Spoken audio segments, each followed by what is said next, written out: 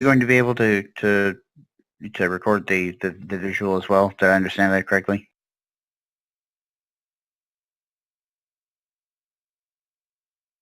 Okay, guys. Excellent. All right, music's going up. You ready to start, Nicholas? Yeah. And cut. And cut, that's a wrap, gentlemen. This time on Winter Falls, delving ever deeper into the ancient underground recesses of Leandra, the party encountered increasingly challenging hurdles as they reached the ancient chamber, a memorial to the city's namesake. Not sparing a moment, they push ever forward into the partially collapsed tunnels, the enormous memorial seeming now to be an antechamber to the depths unheard of. Dangerous traps are sprung, and the Monk of Balance, sensing a focus of chaotic energies nearby, digs into the powers the Table of Four Skulls lent him, only to discover the creature.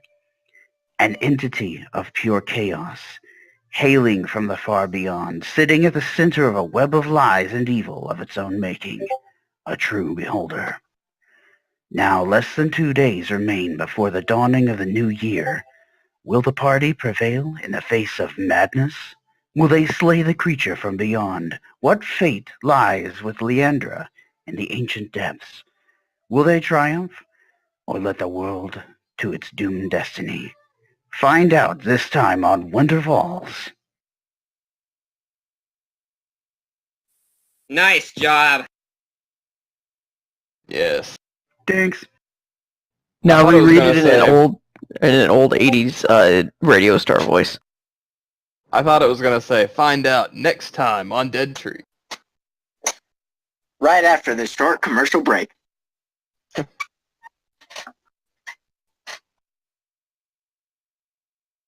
Yeah.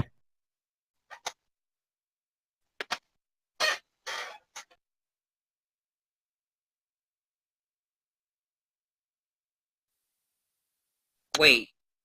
Did you mute everything? No! No! Isaac, why? What have you done? I knew we couldn't trust you. I knew we couldn't trust you. Kick him from Winterfall. Have mercy. That was such a good narration, too. Nope, we don't need the bard anymore. Goodbye. And now all of this is non-meta, and we're all gonna be laughing.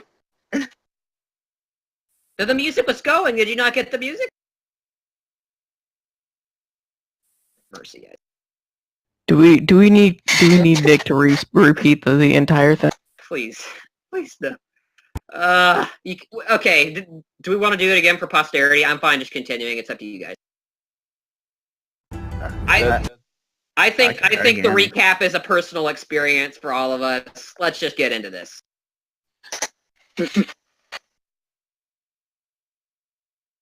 Yeah, it's paused right now.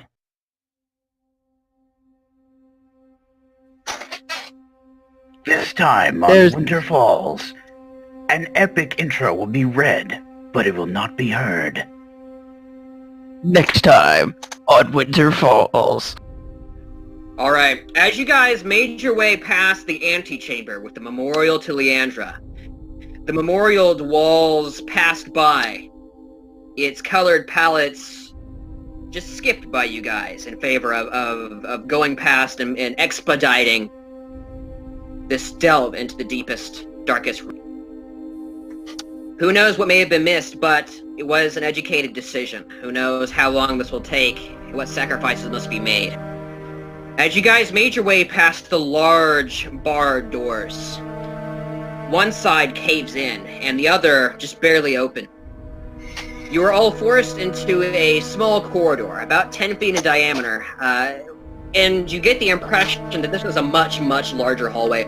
Even the ceiling is somewhat smaller, though it goes up perhaps 30 feet, and then the left-hand side of the corridor is just kind of crumbled away, bits of debris, stones, bricks, mortar, all of which have ancient runes kind of inscribed on them in languages very diverse in nature, much like on the door. Those of you who speak Elvish, you see a little bit of Elvish on there, a little bit of Dwarvish. You guys get the impression that this, whatever this is, has roots with every creature that aided in the founding of the country. As you guys pass through the alleyway, I had a couple of you make perception checks, which were failed, and dex saves were needed to be made as a giant axe blade swung down from a barely visible slit in the wall. Draji manages to step back just in time, but it just smashes Arthur in the side, big gash on his shoulder. He took something like 20 damage. It was a setback. After that, you guys swapped out Arthur with Katralgrim. Katralgrim's down front since he's better at dodging things, and he has a higher perception. And you guys have slowly continued.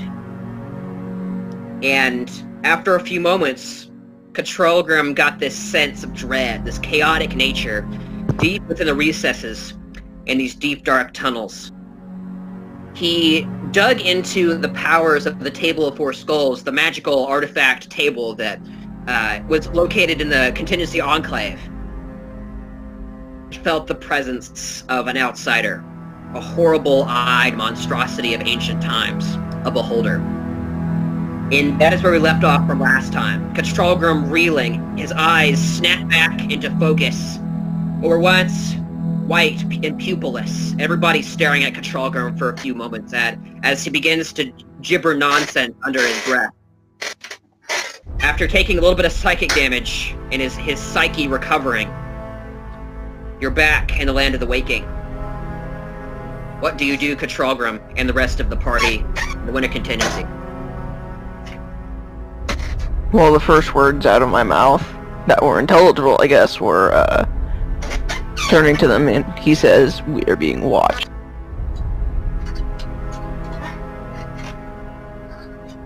Caleb, Yes. maintain your chair. It's a very serious moment right now. We don't have time for squeaks. Come on, man, your squeaking is just ruining the tension of the moment. Ruining my immersion, God. My immersion! Immersion. Dante would It's ask, like we're being watched. Oh, the mice! They're at me now! actually, we burned a bunch of mice earlier. Yeah, well, thunder waves them to death. Oh yeah, oh yeah. Oh yeah. Oh yeah, oh yeah. Yeah. Dante, anything that's defeated is burned. Ian is like, oh, yeah. Yeah. You know how, like, in the old Oh, RPG games, oh, yeah. in the old RPG games, everything that you defeated just kind of, like, burned away and disintegrated? Yeah, that's how Dante sees combat in the world. His perception is worrisome. So Dante would ask Katralgrim, what did you see, and how? I used the ability that the table granted me because I felt an itch at the back of the mind. It shows me the lay of the area overlaid with chaotic and lawful power. What I saw, and he waves his hand in the direction that they were going. He says, "I saw in that way." You saw it in that way. Some power, a great chaotic force, a beholder, by the name Tezanis. Ooh, we have a name for the beholder, and we have some, like, actually intelligent communication going on. Guys, things is might actually fantastic. line up for us. Then we all die. Then we all die. Why are you throwing up the death flag now? Stop! I am hopeful. Well, when we all die, all we have to do is just roll up a new set of characters and watch as the world. There is another character concept I want to play. I've already got like 3, so Dante will, I'm will prepared gla- in the face of character death. Dante will glance over at Edgearch. Does legend lore work with only just a name?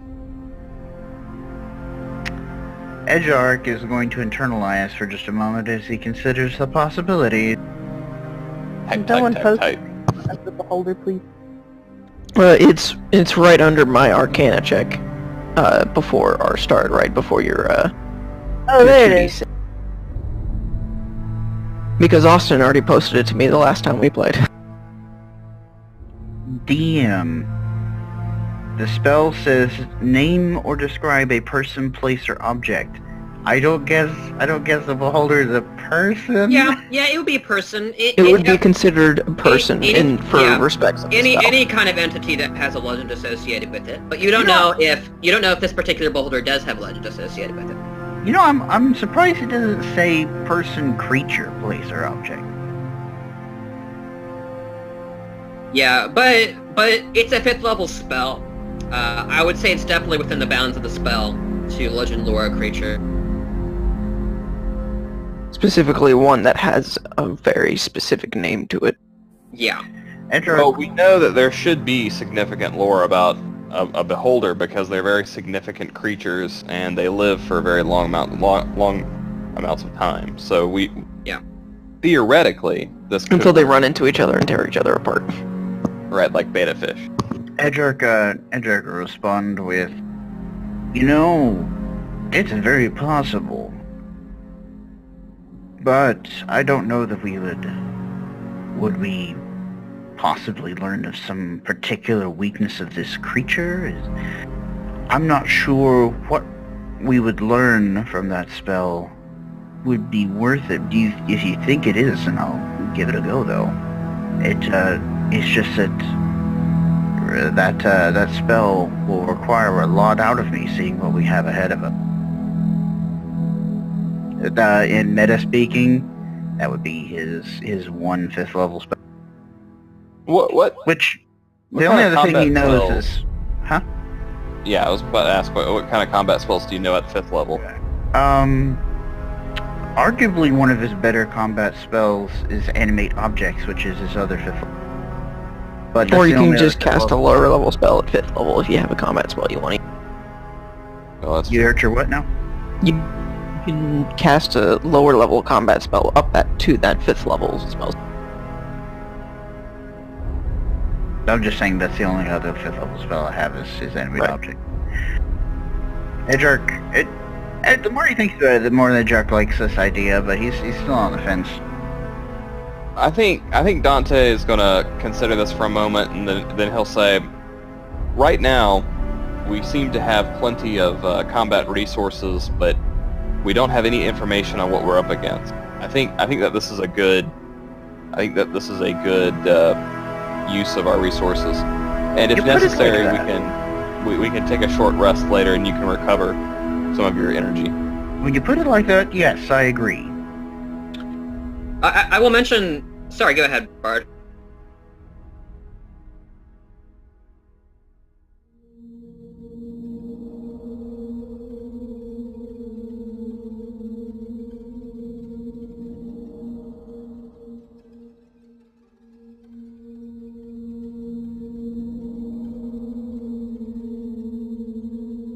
Kadragan would shake his head and say, I have no knowledge of these things other than what it gave me.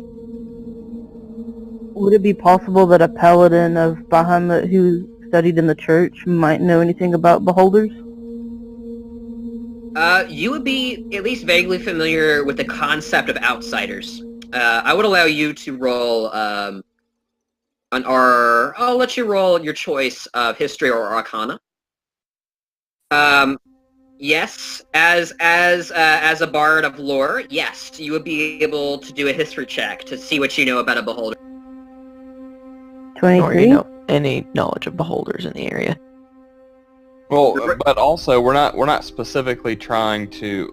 We're not only trying to figure out more about beholders, but we're also anything that we could know about this specific beholder may be useful. Okay, all right. So, starting with Adamir, the first thing you remember about beholders is that they're these alien monstrosities living in the depths of the earth. They're extremely powerful, and they're known for creating vast networks of intelligence and minions, and they sort of rule over their own domains deep within the earth. Where they come from exactly isn't totally known, but one thing is for certain, they do not hail from the material plane. Now, for Draji, you know that beholders are notoriously chaotic creatures, but they're hyper-intelligent. Unlike the other creatures you fought, those are called lesser beholders, the Goth and the Spectator you fought. True beholders are notorious schemers. They're paranoid to a fault. They have schemes on schemes, contingencies upon contingencies. Whenever you think you have one up on a beholder, B. What? When you have one up on a beholder? When you what? I said when you have one up on a beholder, there's usually a plan B. Okay. Now, as you kind of take the name that Controlgram... well... You're cutting out, Austin. Now, as you think about this name that Controlgram gave to you, Tizanus, you begin to consider it and try to remember if you've heard any mention of this name throughout history books of any notable beholders. And there aren't many notable beholders to begin with. They're fairly secretive creatures, and entities that have met beholders typically don't live to tell the tale. So unfortunately, you have not heard of Tizanus. So the only thing I would know is that it's really powerful? And everything else I told you. Alright.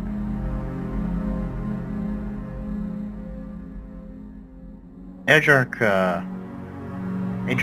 would suggest that if he's going to cast Legend Lore for this name,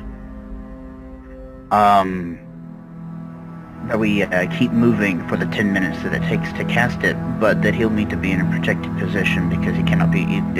Divination is not his strongest point. He'll need to be protected so that he doesn't have to break concentration while he's doing it. Dante will nod, and he'll look over at Draji and Controlgram and say, "Let's keep moving and let's keep a careful watch for any more traps that may be along the way." You know, Dante, it just dawned on me that this beholder might be the reason why the scrying orbs aren't working. It would seem to make sense. And if we kill it, we might be able to free up those scrying orbs. It's true. And he also might have minions in the council, which might explain why we haven't had any sort of success with the council. In this kind of circumstance, my strategy would be to cut the head off the snake. But in this case, I suppose it would be more like tearing out the eyes. Hee hee. So, what exactly is this thing? That's Ina asking that.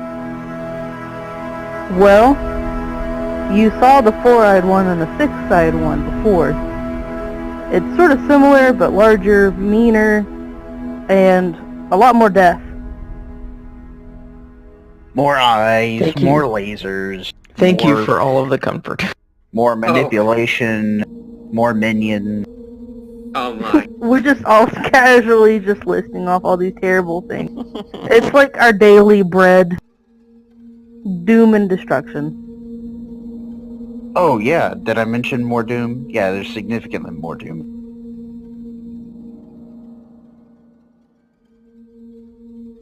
And did I mention the destruction? Like, a ton of destruction.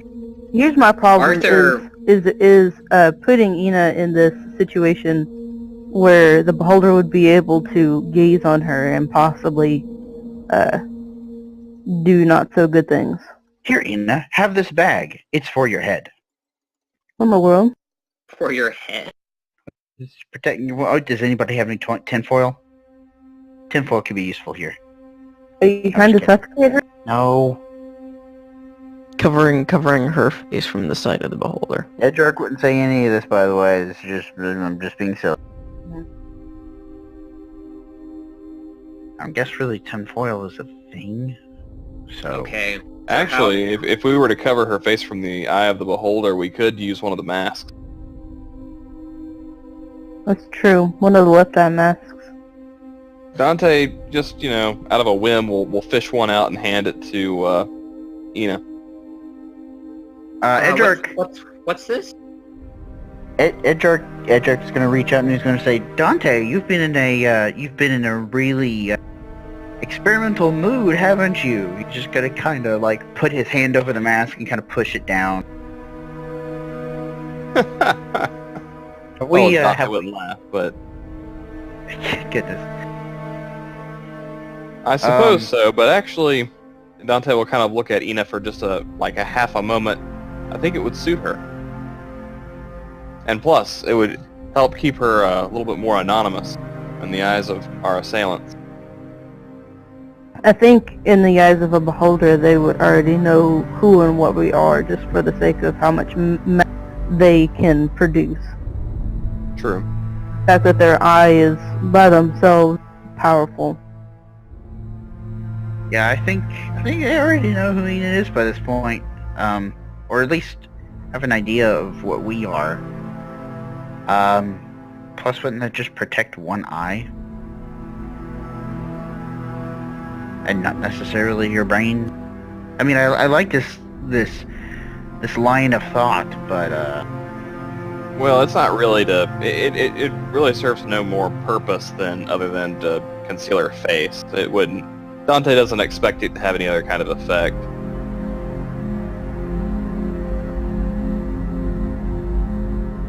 well, in any case, Edric suggests that he starts casting Legend Lore now if he's going to, and we should just keep Alright. I strongly advise that you don't, and save your stronger magic for when we face the thing. Since honestly, beholders are very secretive, and we're not going to be able to just have a name on it. I doubt you'd have found any texts. Edric is heavily inclined towards the information is power mentality. And yeah, Dante would agree with this because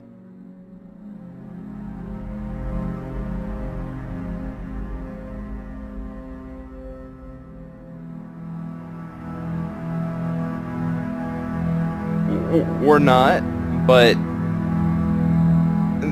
we have to be able to take advantage of opportunities that come our way. Advantage. For example, as far as we are aware, it should not expect us to understand what its name is. Therefore, it should not expect us to be able to cast something like Legend Lore on it and be able to understand anything in Legend that may have to do with it. I think that the possibility that there may be some useful information, or even information that may not seem useful at the time, exists and can be found with this. I think it's worth the spending of a spell. And plus, if we take another rest later on, if we have time to do so, then he'll just gain it back. The more we talk about it, the more Edric is inclined to use Legend Lore. The other cool thing about knowing its name is that if we have a spell that requires a name, there's supposed to be some sort of advantage or success to it if you know its true name. That's true, actually. Not a lot of aberrations have that associated with them, but some do. That's mostly like a fiend thing, like if you're summoning a demon.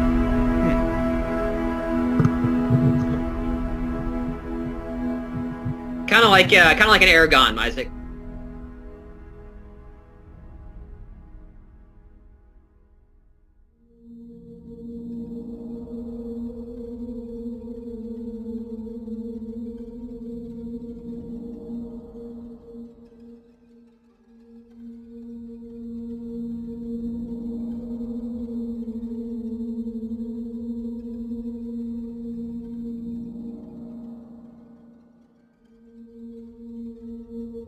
Which wouldn't Like a include a Thunderwave. thunder wave on top of her, would it?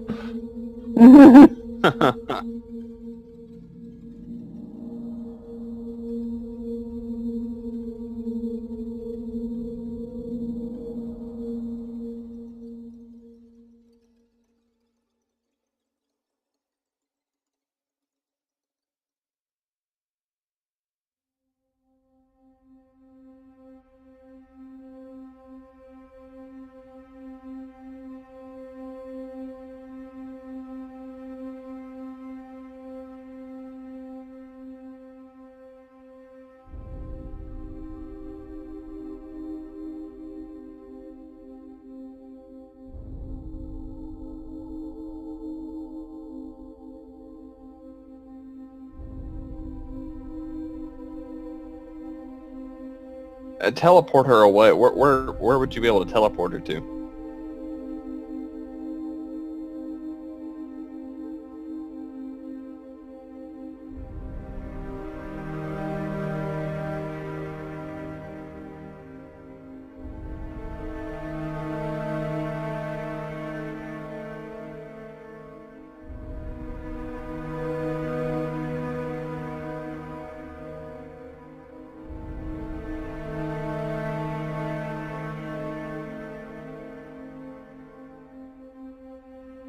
Let's...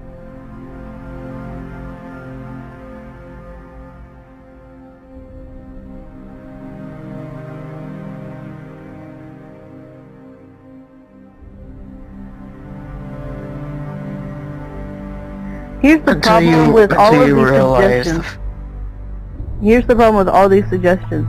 The main eye of the beholder can instantly dispel any sort of magical effects that people cast.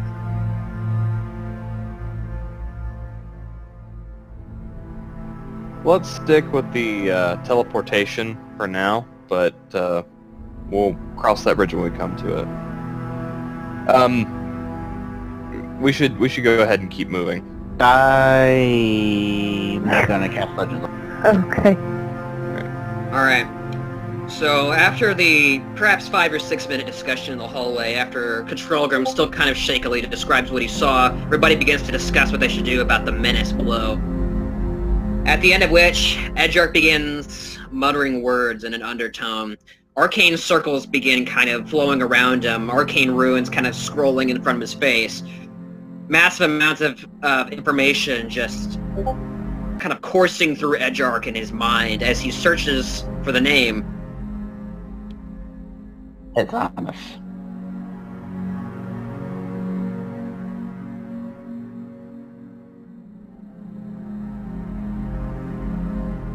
I would like to cast this as we continue to walk, since it takes 10 minutes. It does take 10 minutes. So, you begin to accumulate information, begin to learn things about it. And the party will continue, Edgar kind of mumbling in the back. Alright, so... Question is, do you have that incense? I have a orb thingamajig. Doesn't work. No, you're right. It does require components. I thought that. Yeah, so I'm afraid you. No, it replaces material components that don't cost anything. Yeah. Oh, I never knew that. It's incense worth 250 gold pieces. Which the spell consumes, and 4 ivory strips. Yeah. So gold repeat. You actually got a free legend lore before. So for now on, that's going to cost something. We'll just say that the spell bounces since we both overlooked.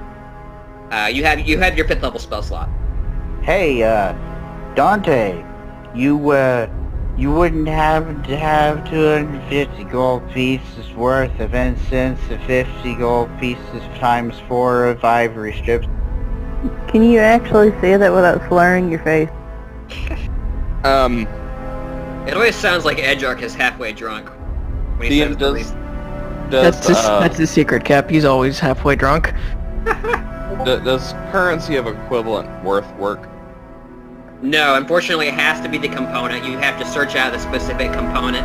It usually isn't that hard, but you do have to pay for it.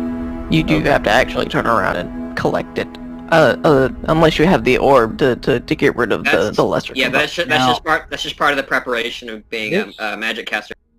Seeing that this is how it works, I actually prefer this way of it working. However, I want to point out that at no point in my D&D career have I ever bought any magical components, and I think for the majority, I can say that our party hasn't.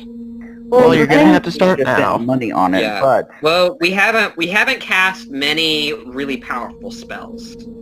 Like 5th level and up is when you start getting spells that actually demand sacrifices, like a Revivify cost 100 gold pieces, and diamonds and stuff.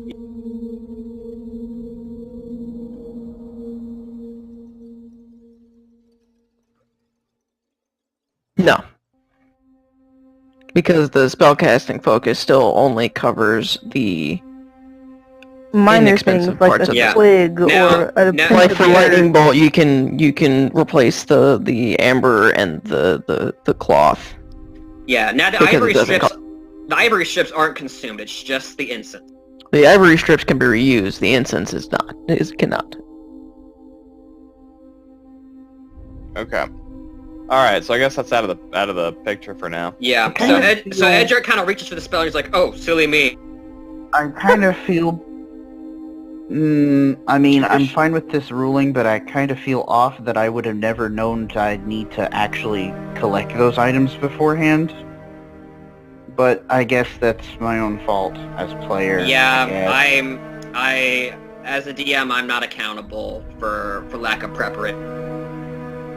I wonder how many Sorry, man. other of my spells I have not been able to cast but have. Well, anyway, let's just ignore it and keep going. All right. I assume Okay, I will so- not be able to cast animate objects either, so my 5th level spells are Well- now null. Well, look at the components and see. I But am... yeah, so you're all beginning to walk down the hall. Everybody kind of in the same marching order as before. Katralgrim, Draji up front. Let me actually change it back to the end of the marching order.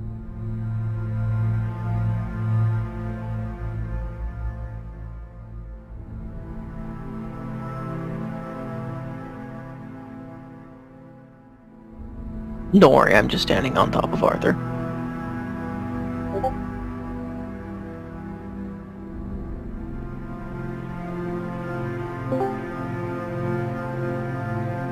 Hey, Jack, So what's hip hopping in here? I'm Oh my just God. standing on top of you. I thought you were with Tyler. No, it was yesterday. Yesterday we got wasted in the park. Today I just came back to my parents' house where I can cry alone.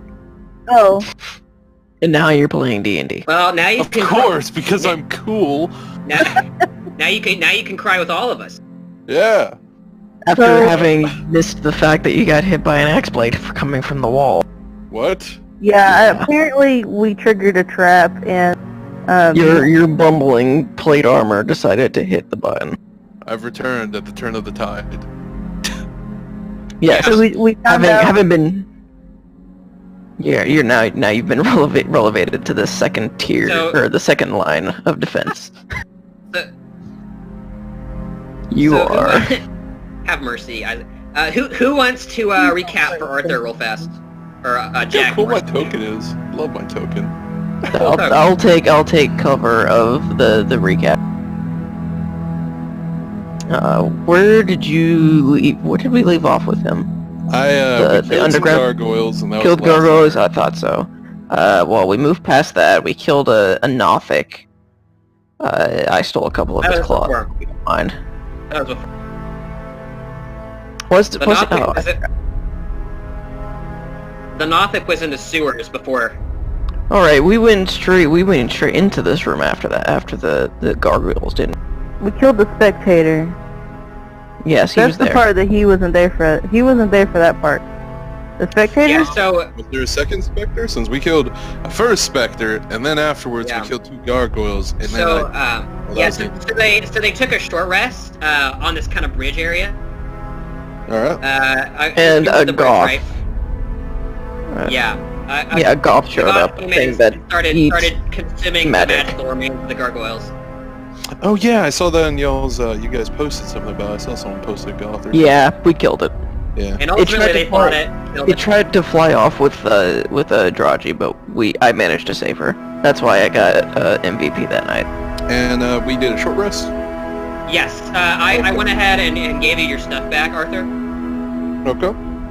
Unless there's some kind of feature I'm overlooking, I gave you you hit dice. You have like 2, I think, left, and all the spell slots are accurate. And he gets divinity back if he used. You cast blindness in one instance of like second level cure wounds or something like that. Yeah, you were pretty epic in using that blindness. All that on matters the is I still have 1 fireball left, so we're good.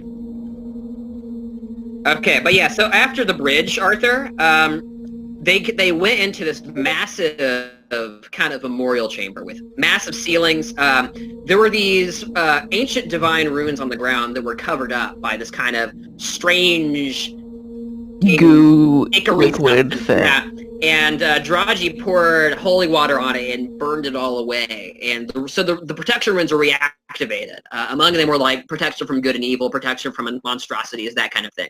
It's designed to keep stuff out of this memorial chamber. And then there was one that none of us could identify. The central part of the chamber was appeared to be a depiction of Leandra, who you don't know a whole lot about, but she was the namesake of the city, the sister of the hegemon's wife.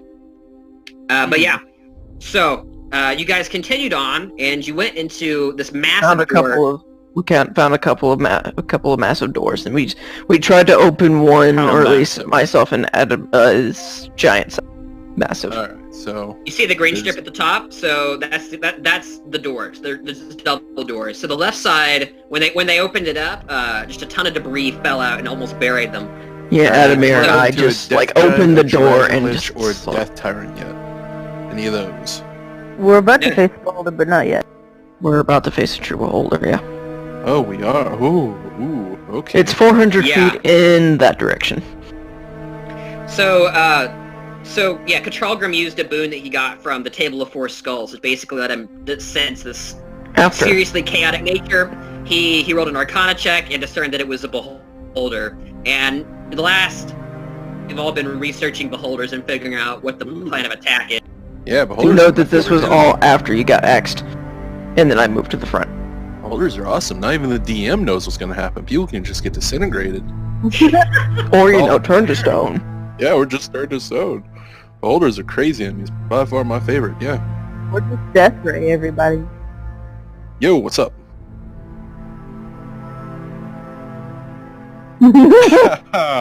No. I'm not the kind of guy to go for long walks, so no, I did not come down here and didn't know. Anyway, I think. Well, what is your response to say there's a beholder down here as well? Well, I'm probably just gonna say some Vecna voodoo, and we need to slay it for Paylor, because we know Bahamut's not going to do it, so we gotta go do it for Paylor. So yeah, Katron That's all I would gotta give say a on it. very, very dirty eye to. I haven't seen him Pelor for that. do anything either. Why has he allowed a beholder underneath your holy Shush. author? I have things to slay. Where is this beholder? Walks away. It's not in the room. No, Calm it doesn't down. go off. But yeah. But no, I didn't know about this. All my character knew about was he heard rumors of this Undercity black market area. That's about it. Again, he's an Inquisitor. They probably don't want him to know about stuff like this. So Especially if you know it's city sanctioned black market, of course. Yeah, City sanctioned, naturally. It's the legal black market. yeah, I only heard rumors about the black market. I knew nothing about all this stuff. Okay. But yeah, so finally to catch up, you guys are walking down this kind of partially caved-in tunnel. It's about 10 feet diameter. It was obviously Because much, half much, of it is much full of larger it. at one point. Part of the ceiling are kind of decayed. You guys can sort of see up into the blackness. Parts of the ceiling are just, you look up and you can't see the ceiling, even with dark vision. Oh, by the way, I took your light because you moved from the front, so I have a rock in my hand that has your light. And at some point, Arthur, you made a perception check, you failed it. You had to roll dex save, you failed that. And Draji kind of skipped out of the way, and you got smashed in the side with this axe blade that just descended from the wall. It dealt you like 20 damage, something like that. That's why you're a little bit wounded. You know, if it was anybody else, I would have been like, oh, they just didn't want to get hit. But Draji's a tank. I feel this has to do with the religious prejudice. Oh, yeah. Draji likes to do. Oh And yeah, then you because guys- now the twin souls of Bahamut are in the front. That's exactly her plan. And after the trap, you guys began researching the Beholder. But yeah, so currently you guys just began to move. Edgearch just found out he can't cast Legend Lore because it requires some expensive instance components. And so you guys are all just walking with silent, kind of solemn, grim resolve down this slowly narrowing cavernous slope, slowly going down. All right, so our frontliners are gonna need to make one more perception check. Thought you'd never ask. Oh boy. The 17. Nine. What the? Arthur, you're not part of the front line. Yeah, they actually Oh, moved jeez. back. I am a cleric. I am always in the front. Mercy. No, but not Alright, now. We moved you back because you took a nap. Okay, guys. As you begin to set, it's a little bit more of a steeper incline. And though you're watching for traps, not all of them are as obvious as you might like to see. And as you step down, it'll be Draji that steps down. The floor gives ever so slightly, and you see an arcane ruin flare up. It's kind of this purplish hue. And far above you, in the empty darkness, you hear a boom, and slowly growing closer, and Really, you're doing this again? We're doing this again. Shut up, Kyle! Everybody dex saves. Everybody. Crap. 14. And everybody gets a +5. 19. I'm not gonna die. Actually, not everyone. The back line doesn't get it.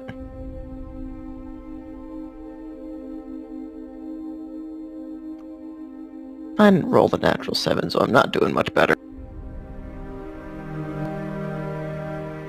I guess alert doesn't help me here. Okay. alright. Shield Master doesn't help you, Draji.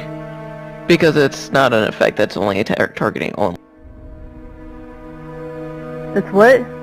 Alright, so everybody that rolled higher than a 14 is safe. Hey! I think most people are good here. Admir and the two air elementals in the back are not getting the +5 bonus to dex. Dante is, but it doesn't matter.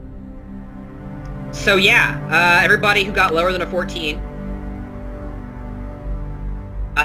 this massive kind of marble boulder just shudders down from above, smashes into the middle of you guys with a gigantic thunderous pulse. Dust goes everywhere, bits of debris fly everywhere, and it begins to slide down the slope, trying to crush you all in its path. And those of you who failed the dex save are going to be taking... Can Dante cast Featherfall on this thing as a reaction? Is that a... No, I think Featherfall specifically says it affects creatures. Ah, okay. Fortunately, it's a little too big for it. Alright.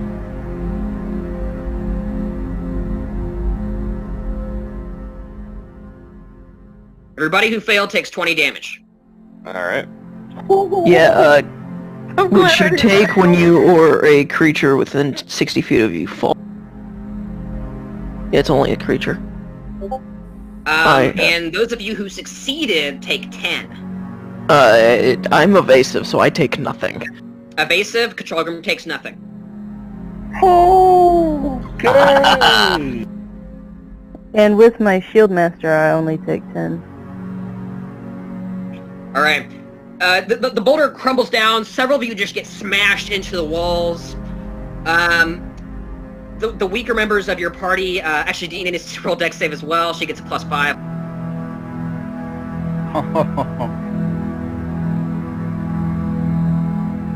She's taking the damage. She's taking half damage. That's a +5. Yeah. So she's good. Just barely skirting by. Yeah, just barely skirted by. Draji kind of shouts to everybody, this divine pulse kind of going through everybody. Everybody tries to skirt to the sides. Some of you make it, some of you don't. Just get smashed to the sides. Some of you almost get, run over by it. And it thunders by you guys, smashing down the stairs. I feel like we should have stopped that. It just rolls down into the abyss. And eventually you hear this catastrophic shattering sound, just as it hits some kind of barrier at the bottom of this long, maybe we didn't slanting need to. tunnel. Well, if they don't know we're here, they know we're here now. So much for stealth. Well, As if stealth was our strong suit to begin with. Oh, by no means, as I clink around my armor. As the two heavily armored people clank around. And the monk, for some reason, disappears in the shadows. This is Nobody said anything about stealth, so nope. Yeah. late now. You can't. Let's, You can't. Maybe we need to get our cleric and paladin if they have heals available for people who are injured. Maybe we should just sit on the stairs and rest for a bit. Yeah, Well, if we keep doing that. Ina isn't quite bloody, but yeah, she definitely got bludgeoned. And by the way, And that is the technical term for it.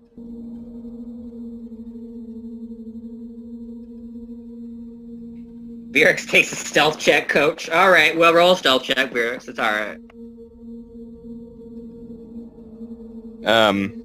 Yeah, can we get Draji and Arthur if they have any heals available to heal Ina? Here's the thing. I do have Bless, so I can cast Bless to enhance all healing properties.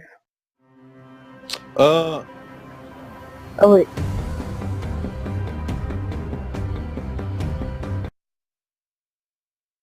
That's some epic music. don't worry, friend. I have you. Just remember Paylord next time you're at the church.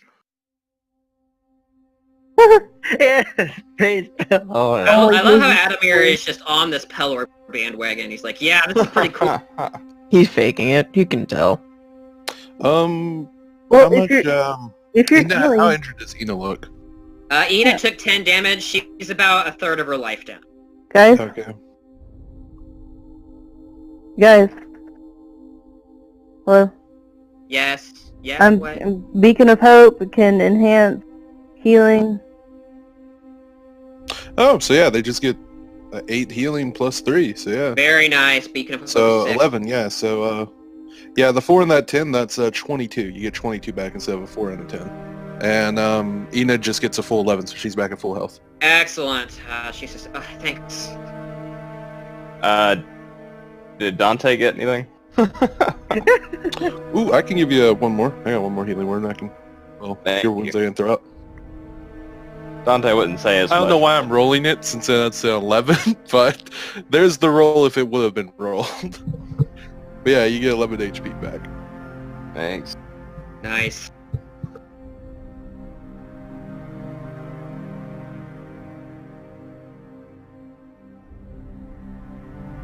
All right, let's keep moving. All right.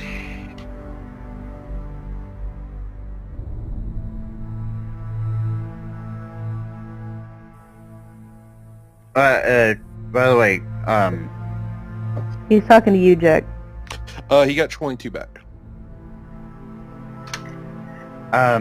it just occurred to me that you probably can't see direct messages very well, Austin.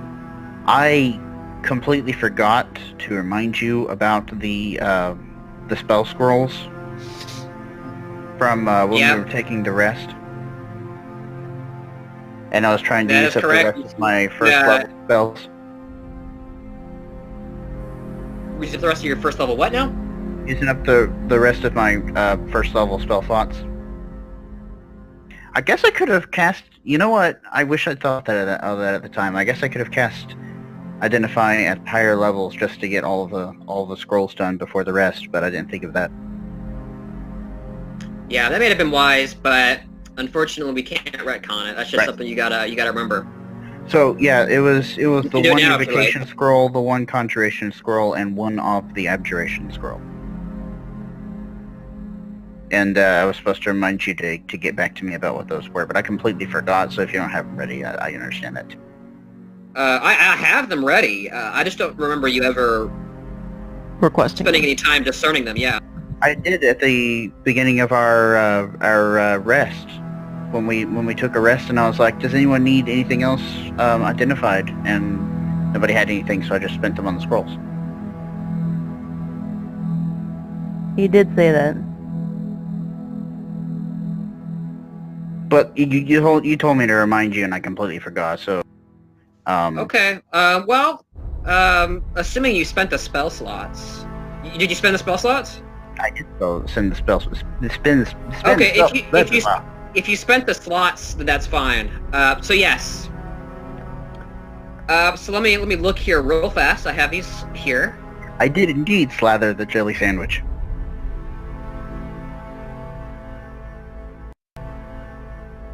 Okay, so the conjuration was one of... it was just more insidious the more you studied it. And you found that it was a scroll of Summon Minor Demon. Don't do that in front of the paladin What? No. and the... What now? The Not in my abjuration city. was very simple. Cute spell. It was just a simple counter spell scroll that can be used as a reaction. Doesn't expend any spell slots. It casts counter spell at 3rd level. Was that? Did you say that was? The abjuration one. Yeah. Okay, that's what I thought. And the final one was evocation. That is a scroll of thunderbolt, or lightning bolt. Excuse me.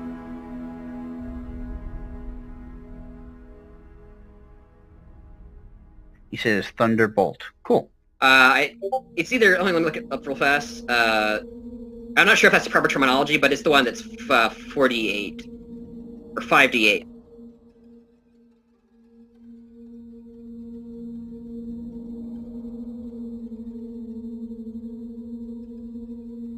I'm looking it up real quick.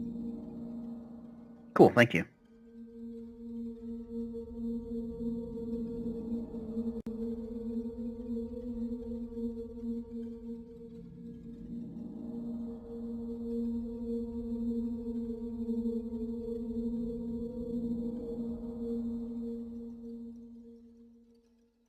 All right, that's fine. A short nap. And for each of these spells, unfortunately, you cannot pour in more magic to make the scrolls better. They are a hard cast at a certain. Right. Okay, that makes sense. Cool, thank you. Question. I guess my character would ask this. How much did you guys? Well, yeah. How much did you guys talk about the beholder? Well, did you guys find out?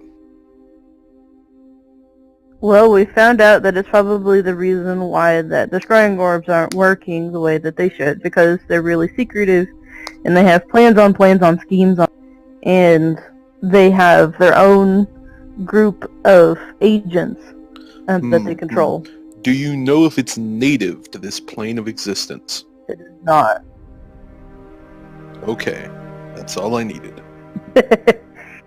I sense yeah. Yep, prepping that banishment, baby. I got one level 4 spell slot. Oh yes. Let's hope it works. All right, guys. So yes, so that's the lightning bolt counter spell, and the DC for the counter spell is a 15. It's a built-in spell save DC. Thank you. Yeah, third and below instantly. Any higher than that, and it has to make a save.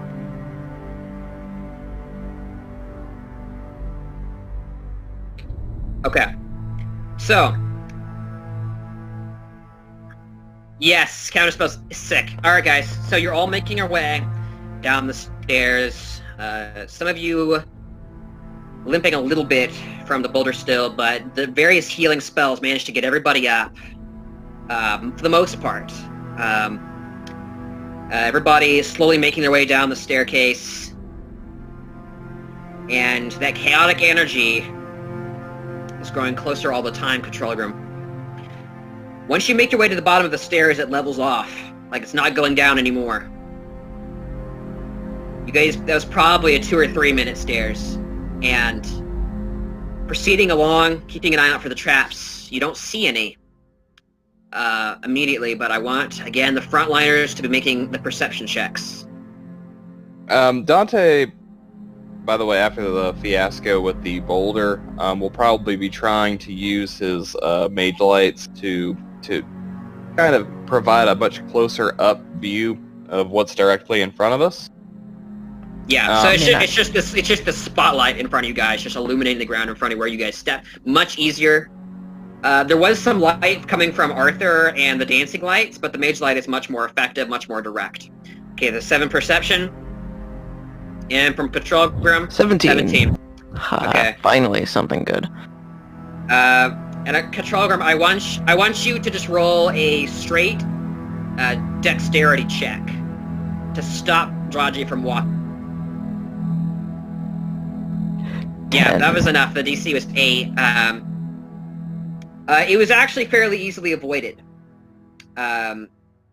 It was a small silk string that just kind of glows silvery in the mage light, and that was one of the reasons you were able to see it.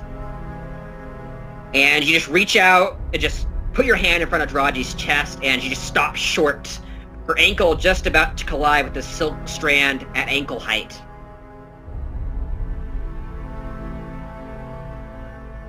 Well, I guess it's our luck that we finally missed one.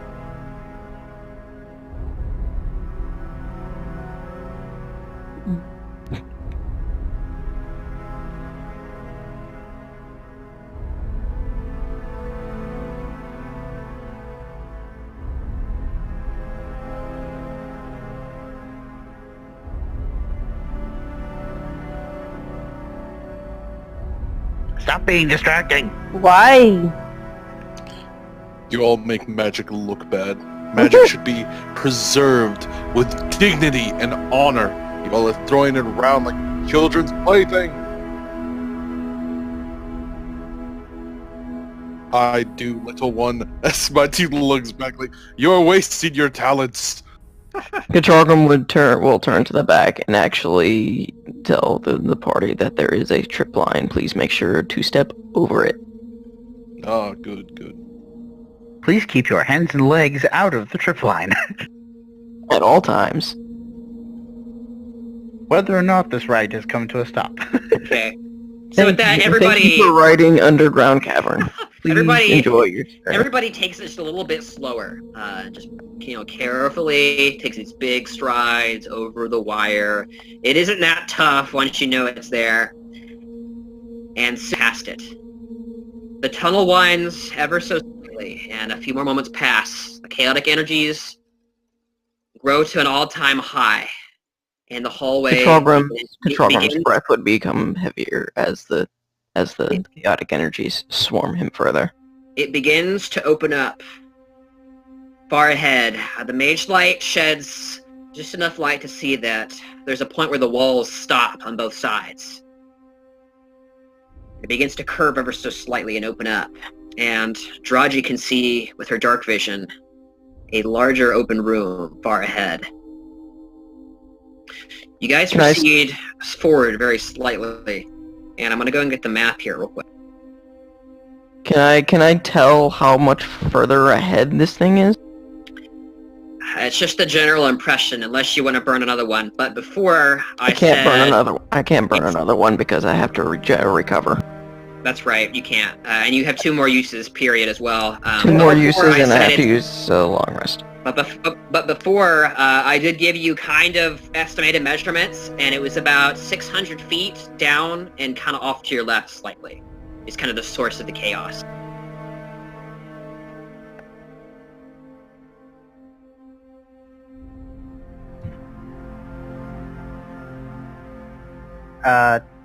Yeah, I kind of feel the same. Hey, do we want to take just a very short break while I go to grab something for us to eat?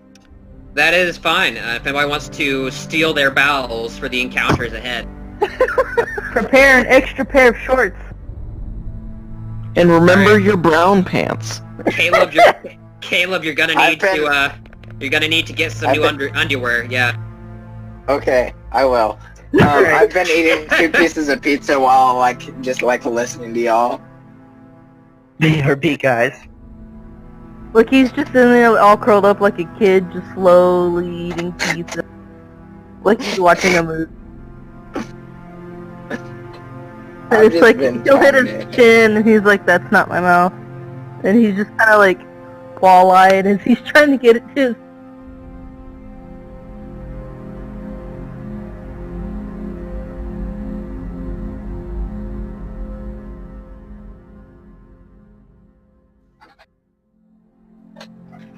Yes, I am familiar with that.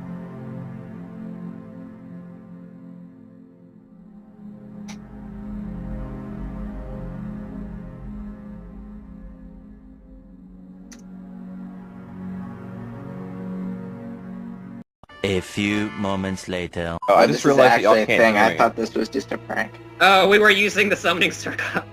No, I was here the whole time. I actually said yep when you said that about treasure report, but I realized that my mic was up. Everybody I needs want to to see observe what the the summoning. summoning circle is. Yeah. Oh, have Alright. you never seen the summoning circle, Caleb? No, this is beautiful. I know. And it actually works, apparently.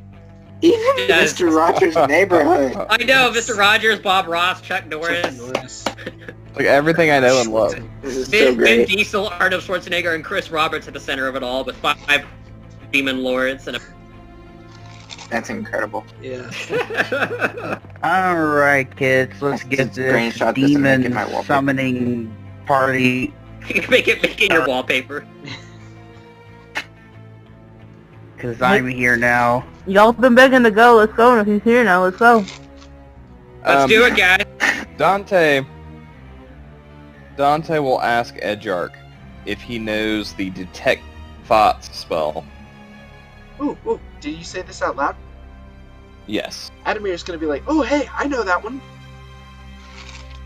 Dante's gonna groan a little bit audibly, Ah. but No not one like was in a. talking to you, But Adamir. it's not like in a Trying to be It's helpful. not like. It's actually not like in a. Oh, this guy's telling me about what spells he has again. It's more of a different kind of groan, like a meta here. It's a your intelligence ability score is probably way too low for my plan. No.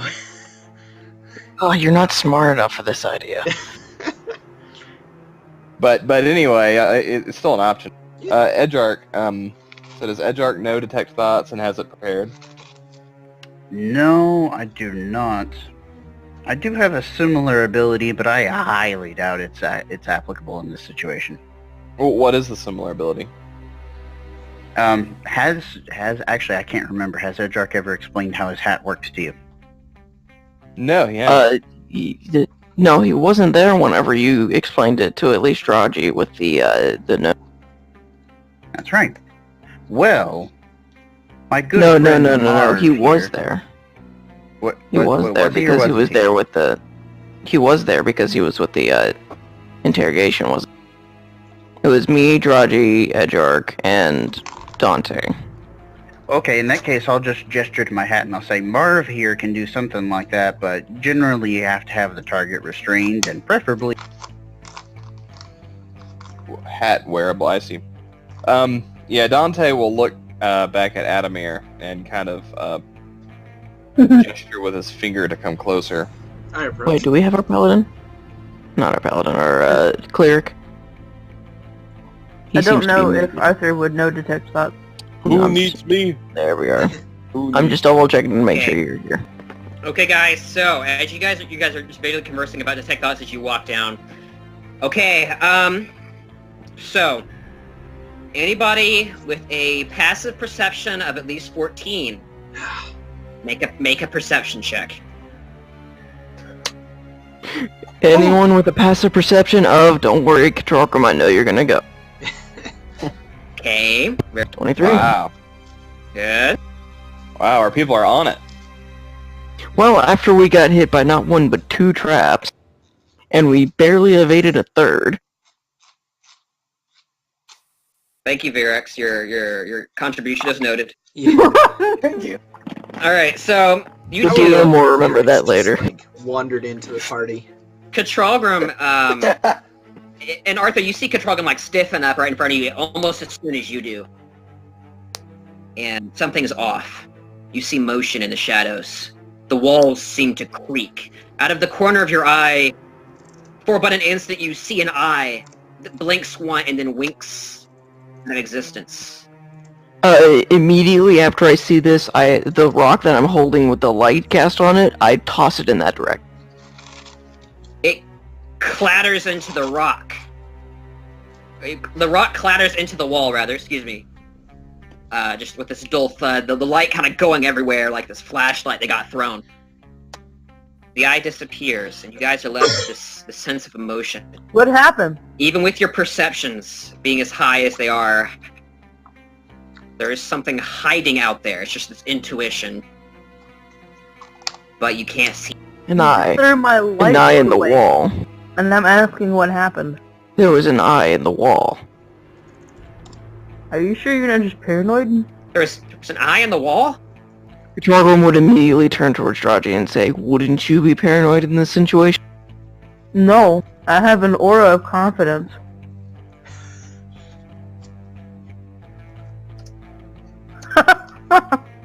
Alright, how do you guys proceed? You just gonna sit here? No, We keep moving. I need to move. Alright. Those are simple, direct solutions. Control Let's room just will start head talking about over it. slowly and pick up.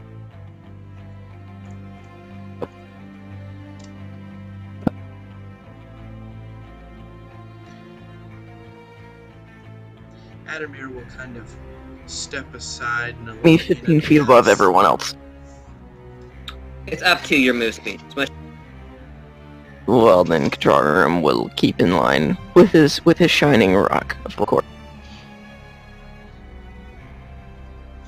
We're moving 15. I like shiny rocks. We're moving as far as we need to. Preferably not 45, right, because I know I'm the only one that can do it. How about that? Hey, Oh, hey, Arthur. Arthur kind of brushes past you guys and heads into the larger room. What are the air elementals doing, Edric? You should have control over. You're cutting out a lot. I asked what the air elementals were doing, and Edric is controlling them. Very good.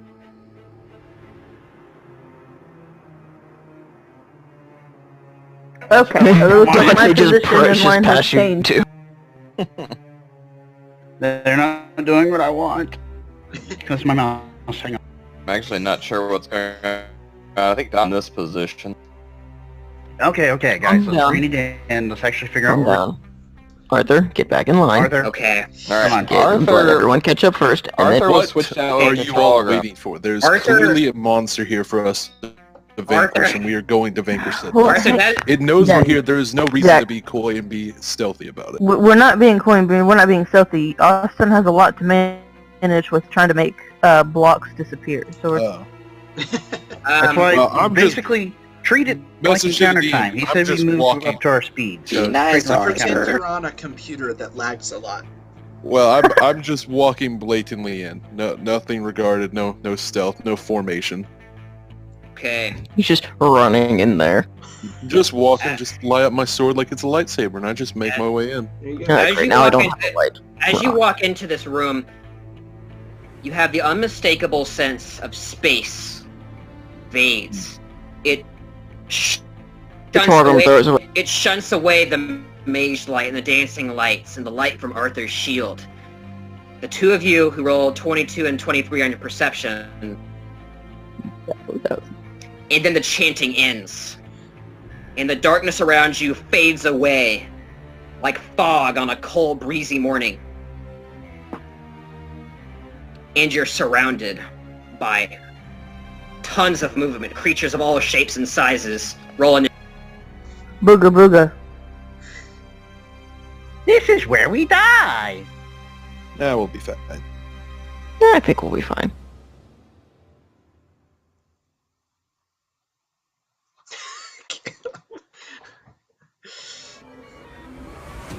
Yeah, it ain't bad. What? No, I clicked my characters.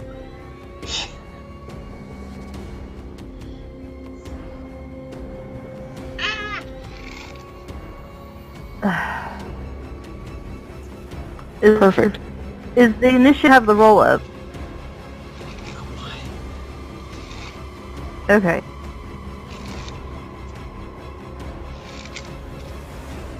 There. Well, I'm over here trying to do the thing and I'm getting it's shouting at me. Okay. For the Woo! record, I got a nat 20 Oh. on that initiative. Dang. We got a lot of 15. How are you getting that automatic turn order thing? You click on your It's at the end. Yeah, you click Cool. on your token and then roll initiative and it puts it in the turn order. Oh no, nothing gothic. Sorry. What?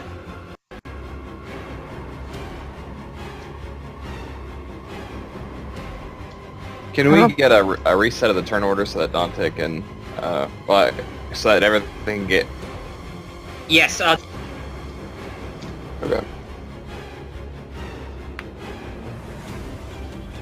I can just adjust your value if it's bad. Is it bad?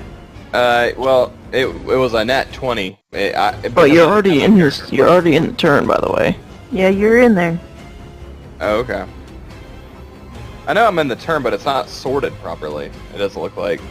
It's Really? 19... There are Yeah. doubles of you guys. It's a problem. Okay. Oh. Okay, I don't see so- doubles. I see doubles. All right. So what are?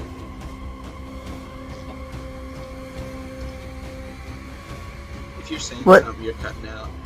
Yeah, she clicked out of Discord. Yeah. What do you guys? Rolls like? I got a got 23. It's in the system already. Yeah, Dante's got a 27. Yep, my 16's there. Okay. I'm just gonna go down the list. Raji, did you get a 16? Yes. Edric, did you get a 15? Yes. Arthur, you got a 16. Mm-hmm. Okay. Adamir, you got a 10. Correct. Okay. Edric, the 3 from Edric is. You cut out. It's Uh, not real. Yeah, the 3 from Edric isn't correct. Dante, did you roll 20? Yep, nat 20. Is it a 20 plus something, or is it just a flat 20? It's He a has 27. Okay, so your 20 from earlier is not the one. No, he rolled a nat. No, he 20 on rolled a his nat sheet. 20 on his It's roll, plus so it's 7 still to full finish. roll is No, 27. no. I'm currently deleting all of the phantom turns Oh. right now. You rolled a yeah, 20 but- the pre. So the Yeah, one that no. doesn't say 27 needs to get rid of. Right.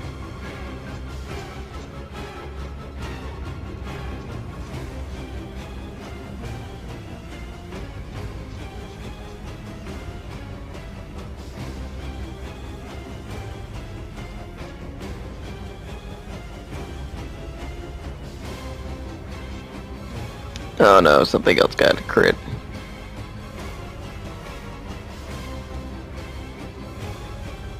Feels like we're gonna need a little bit of AoE here. Yeah, Dante can provide that actually. I actually have a bit of AoE I can do, now that I look at things. It's gonna cost a little bit of key to do, but it'll be worth it.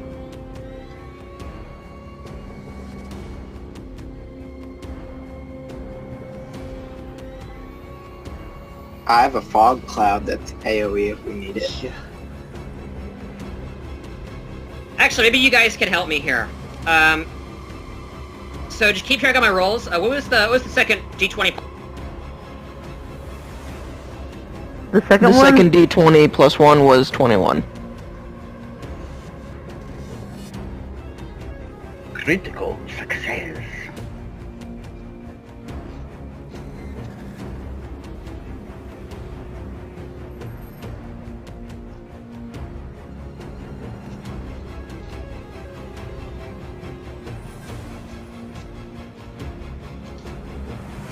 Just like nuke this spot right here.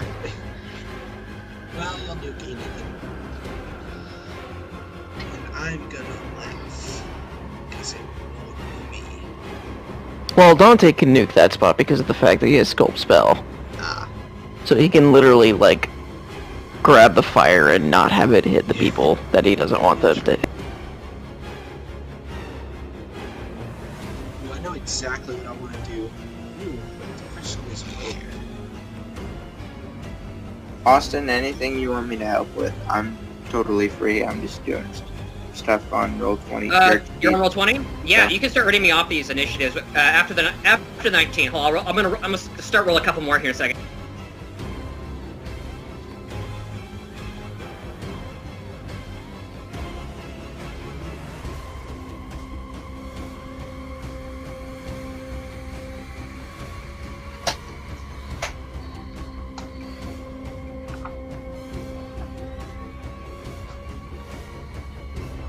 Yeah, so just read me those. I actually can't see the thing because I'm just looking at the turn order.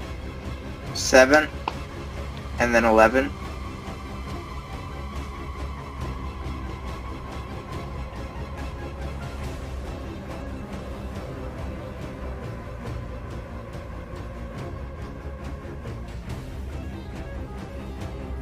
It's a 7-11. Yeah, man.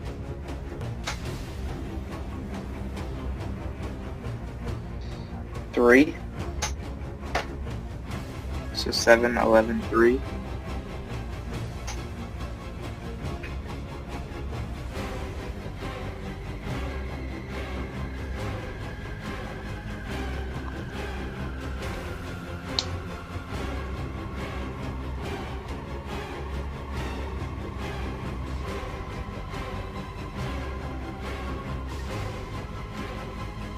What is this thing up in the, like, is that some kind of weird cross between an elephant and a...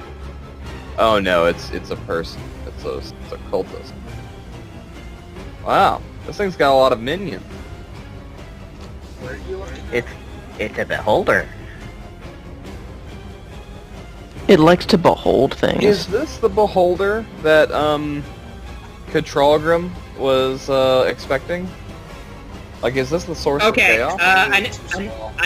initiative is clear.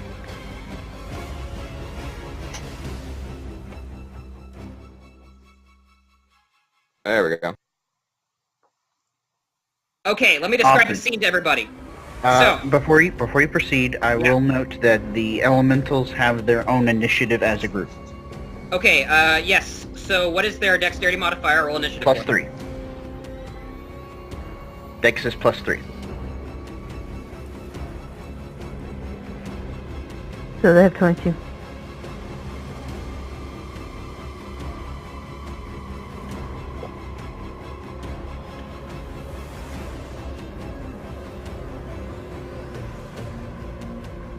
Excellent. All right. So, after that, wait. The magical darkness is lifted. The chanter apparently across the room from you guys, kind of sitting in this hallway next to a skeleton archer, next to a larger skeleton with a tower shield and a morning star. On your left, you see another one of those grelks, the tentacles, the brains, and the beak. It's totally unhooded, and its horrible frame is visible to everyone. On your left and right, you see 2 hooded cultists, and behind the grelk, an archer. Dante, you're up first. What are you doing? Alright, so... I think Dante is going to go ahead and cast Wall of Fire. Let's see, I need to make sure, because I gotta choose a center port. I'm going to make it a ringed Wall of Fire. I need to just test something real quick. Just envelop everything in the wall of fire. Let's see. So hold on, I'm just changing around to see what these would look like. Yeah, auras are always around you, but I can very easily make a different wall of fire if you prefer. That's not centered around you. You create a wall of fire on a solid surface within range. You can make the wall up to 60 feet long, 20 feet higher, and 1 foot thick, or a ringed wall up to 20 feet in diameter, 20 feet or 1 foot thick. I think it's not something that it spawns around me. It's something I can pick the location for. You can do both. Hey, I think. Yes, what? Was I messing with the size of your initiative chart? Like, is it the same for everybody? Because it keeps disappearing for me. Oh no, that's him cutting it in and Yeah. out. Right. I'll pull it up at the beginning and end of everybody's turn, but it actually gets in my way since I have a very limited view. But you can just look at it for now. Dante and Katralgrim did a bunch of. DM, what is this red Yeah. thing here? That's red. That's a pillar. Oh, okay, it's a pillar. Okay. Yeah, that's why your vision is obstructed. So Okay. don't blow that up. Alright, so where Dante is right now, he's not going to move to this location, but I'm just doing this to show where the aura is. Dante is going to go ahead and spawn this wall of flame right Okay. here. Is that accurate? Use Say your again. ruler to show the wall, Donnie. Yeah, it's a 20-foot diameter, and this is the, I set it 20 feet. This is the, like that. So then Sculpt Spells comes into effect, which Dante will obviously use, he can do 1 plus the spell's level, which is level 4. So obviously he's going to put Edgearch, Ina, and the 2 wispy creatures into that category behind them, so that they don't get hit by the spell's effect. And also on top of that, so that's 4 plus 1, he'll add Arthur to that category, so that he can move outside the wall. Cool. All right. So now, so you're sculpting for the 2 elementals, Edgearch, Ina, and Arthur. Is that right? everybody in that 2x2 square over there. See that? Plus Arthur, right? These 2. Yeah, these 4 plus Arthur. Yep. Yep. All right. So now, once the wall is up, I make a choice. At what level are you casting that spell? That is at level 4. Okay, the caster on the far side of the room mutters a few words that ends with blah, blah, and points at you. He's gonna try and counter. Can I counterspell that? Counterspell the counterspell. Counterspell. Yes, you can. You absolutely can if you want to. I'm gonna cast mine at... yeah, I'm gonna cast it at 3rd level. Okay. Third level. Okay, so he casts his counterspell at 3rd level, so they just nullify. So you see the cultist on the far side of the room scream out, and then Adamir says, "Oh no, you don't!" mutters something else, and the 2 magic pings just kind of connect in the middle of the room, and they just this shockwave kind of in the middle of the room as the 2 counter spells just blast off of each other, and then this wall of fire just curves around the entire room, and you have the perimeter set up. What else? I feel like there's a lot of blue decks playing here tonight. Yes. Yeah. Alright, okay, so now, once the wall is up, I choose the directionality of the wall. So I choose outward. So what that means is that creatures, basically it has a thing where it says that creatures within 10 feet of the outside of the wall, and if they are inside the wall, take damage. So I'm choosing the outside of that. And oh, very nice. So now, since the wall is up, they need to take damage. So you create a wall of fire on a solid surface. When the wall appears, each creature within its area must make a dexterity saving throw. On a failed save, a creature takes 5d8 fire damage, or half as much damage on a successful save. One side of the wall selected by you when you cast a spell deals 5d8 fire damage to each creature that ends its turn within 10 feet of that side or inside the wall. A creature takes the same damage when it enters the wall for the first time on a turn or ends its turn there. The other side of the wall deals no damage. Alright. So that's me, correct? No, you're good. You're not inside the wall. Okay, dude. So walk me through it. Does anybody take damage right now? Yes. So this guy's gonna take damage. This guy's gonna take damage. This guy's gonna take damage, and that's it for now. So each of those 3 will take 5d8 fire damage. Okay. And it does it... I'm trying to think here. Now, yeah, okay. So how much damage? Is it base for everybody? Or do they all roll dex saves or something?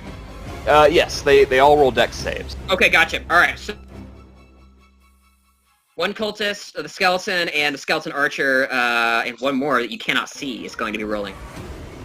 Oh, a shot in the dark.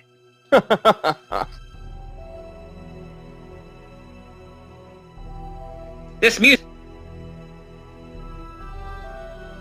This is not fighting music. This is dark traveling music.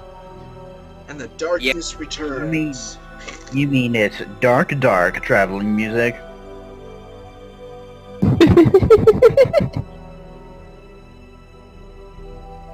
One second, I'm actually lagging out super hard. It is okay. We understand.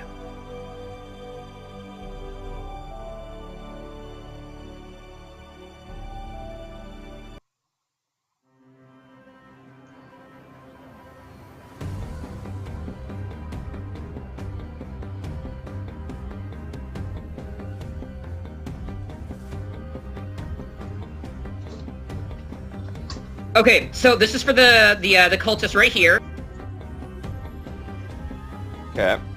So no, 13 he fails. is damage. Yep. How much damage? 5d8. Should I roll individually for each one? Look at the spell and see if it does say that. I think it's just one big roll. It's 5d8 fire damage to each creature that ends its spell. Within 10... Oh, wait. 5... When the wall appears, on a failed save, a creature takes 5d8 fire damage. Or half as much damage on a success. So yeah, go ahead, roll the 5d8, and everybody will be taking approximately that much. Okay. Or half that much if they save correctly. 26! Legit! Okay, so, the wall of fire descends. Dante just does this 360 and just snaps his fingers, this wall of fire just springing around the periphery. This cult is just instantly incinerated. Woo! That's Life Spark for you. That's at least a 3rd level evocation spell. Oh, thanks. Just gone. Or spell in general. Next, the Skeleton Archer, you said. Or are you saying the Grelk?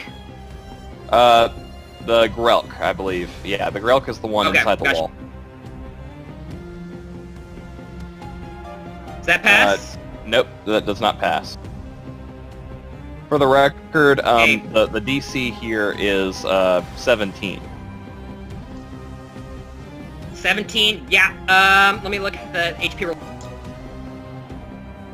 Yeah, the Grelk is looking very bad.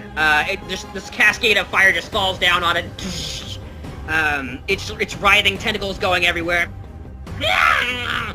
And it's taking a ton of damage. It does what now, Austin? Okay, now the skeleton with the shield and Morning Star. It's kind of this big guy. He's rolling a dex check, which isn't very good. It's taking tons of damage. He fails 25 damage to that. 1 to 26. Okay. Yeah, 26, yeah, because he's just fried. Just fire raining down. He kind of raises his shield, but then the fire just engulfs him. He's still standing, just this strange kind of apparition, dark figure with glowing blue eyes, and the fire just staring back at you, weathering the fire. And the final one, you just hear a scream from out behind the pillar as the fire descends upon it. And he's dead no matter what. Wow. Okay. No, and you're collecting another life spark. Nice. All the life spark. I expect the biggest nuke. Wait, Just a snap of the fingers and suddenly it's all dead. Wow, what a good turn, Dante. Anything else? Then he's going to just move up into this location next to the wall. What about this dude here? Did that guy get resolved? No, he did not get resolved. He's not in the fire. He was lucky enough to be too close to us.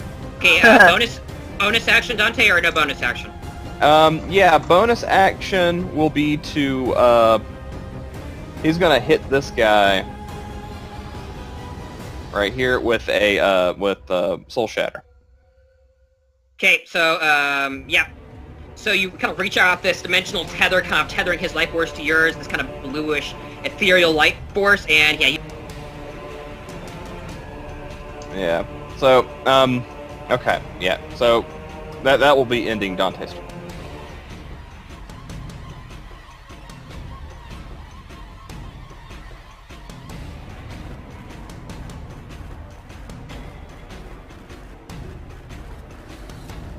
Then it would be me up is next. fast acting control room. What are you gonna do, man?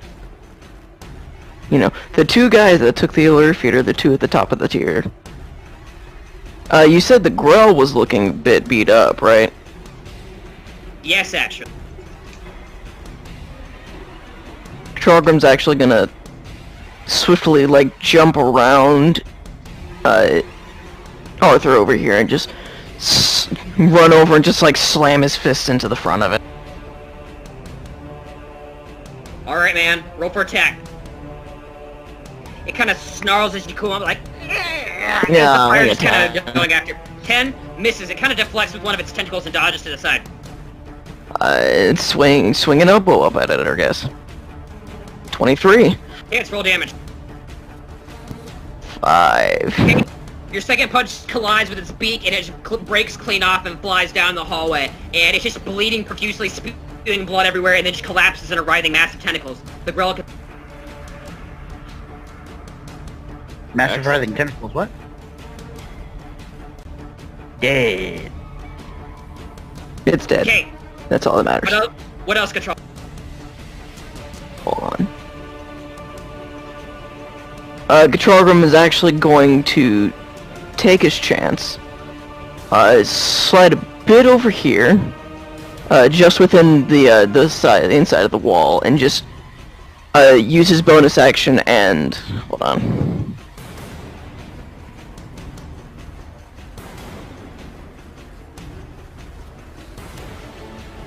With this bonus action, 3 points of ki, he is actually going to cast Burning Hands. So much fire. It's essentially me using my ki to effectively cast Burning Hands at 2nd level? Yeah, 2nd level. Trying to grab all 3 of these guys and in with it. You're a Radiant Soul monk? Yeah, that's my 6th level ability, I do believe. Cool. Let's get some DBZ. Where's DBZ music? Yeah. I go further beyond. It gets even further beyond whenever I get Searing Sunburn. Yeah. Alright, so what are you blasting? I'm blasting off in this direction, trying to hit all 3 with a 15-foot cone. Oh, is it an AoE? Excellent. Yeah, I'm essentially casting Burning Hands, but with ki. Okay, so they roll dex saves? Dex saves against a DC of 16. 15. No. 15.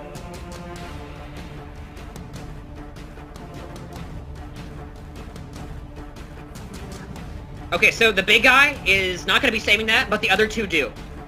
Assumably. So that's 46? 46. Donnie, quit messaging things. I need to get into my text box. Okay.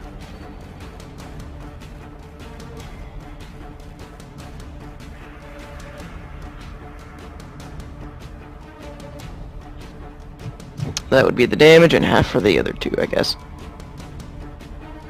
Yeah, 13 fire damage. Okay, very nice. Yeah. So, the skeleton looks a little bit haggard, bits and pieces missing from it.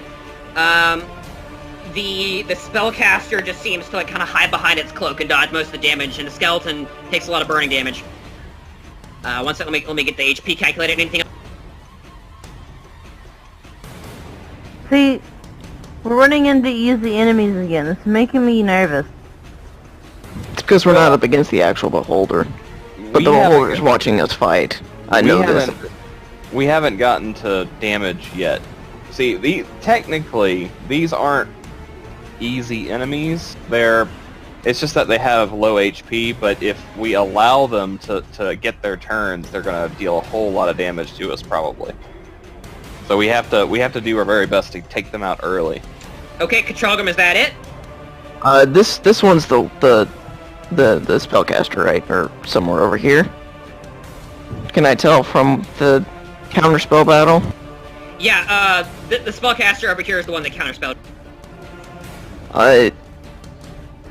Keeping a watchful eye out, Charm's actually gonna dart over here behind the column to give a little bit less of a hit from the spellcaster. Okay, yeah, but when you do, you see the smoldering corpse of a cultist hiding behind the...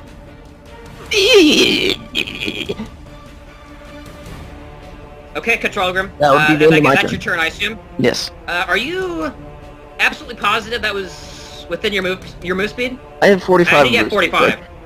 So let's see, do you want to calculate? 10 feet to here. 15 feet, 10 feet more to here. And then another 10 feet. Yeah, that's cool. plenty. Just making sure. Okay. Remember, I'm the monk.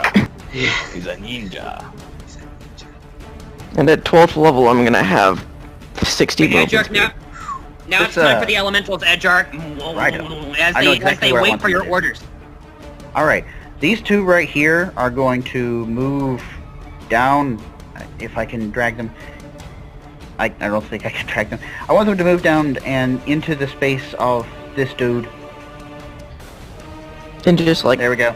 And Harry him. they're gonna start attacking him. Okay, And let's gotcha. see.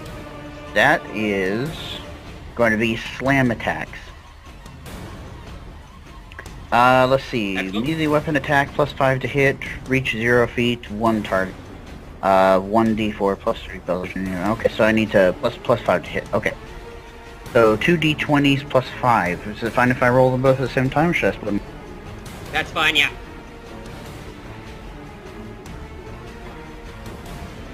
I didn't do Hits. that.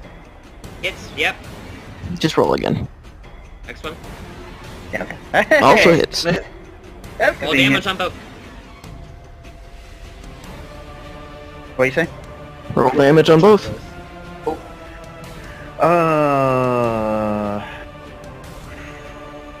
1d4 +3 bludgeoning damage on both. So just roll 2d4 plus 6.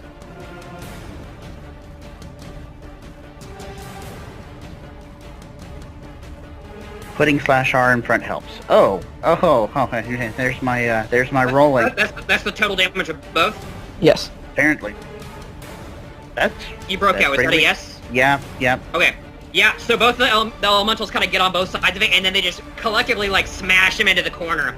And you hear an audible crack as the cultist just is just splintered against the wall and falls limply on the ground. Dante, you're going to be getting a 2 life sparks from that.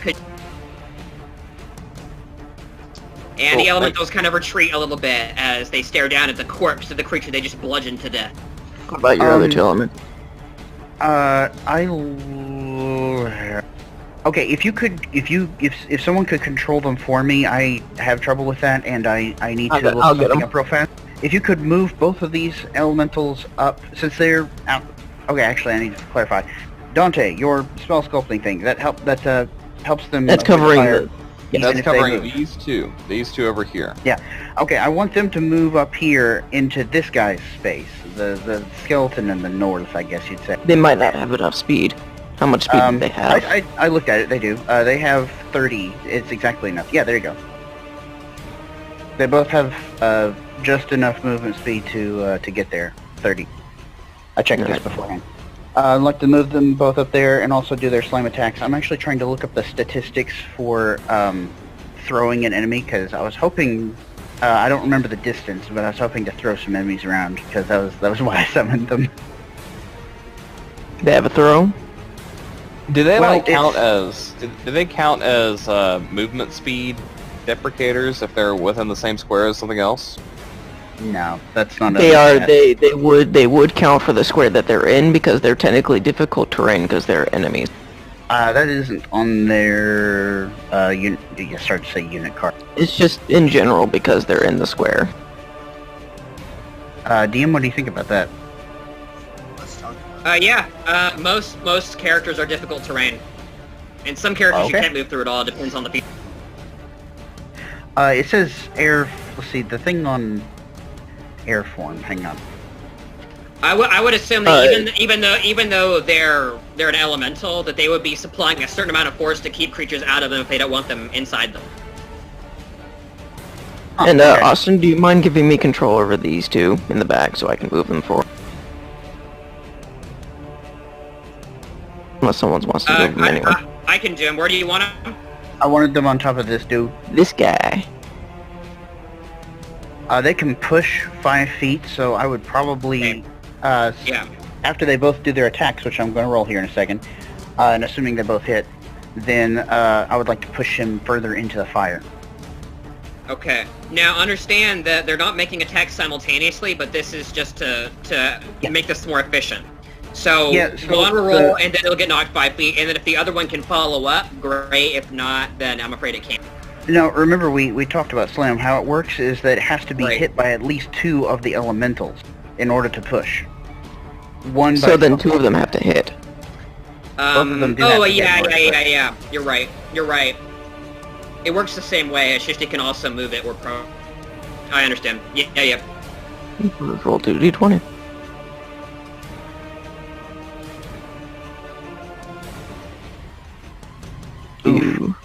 Okay, Ooh. neither of those are hitting.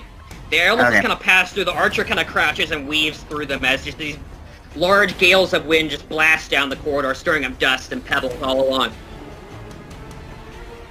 Alright. Okay, I think that's it for the elementals. Yeah, that's it for the elementals. Okay, time for some of the cultists that are dead. Cultist 19, Cultist 21's dead.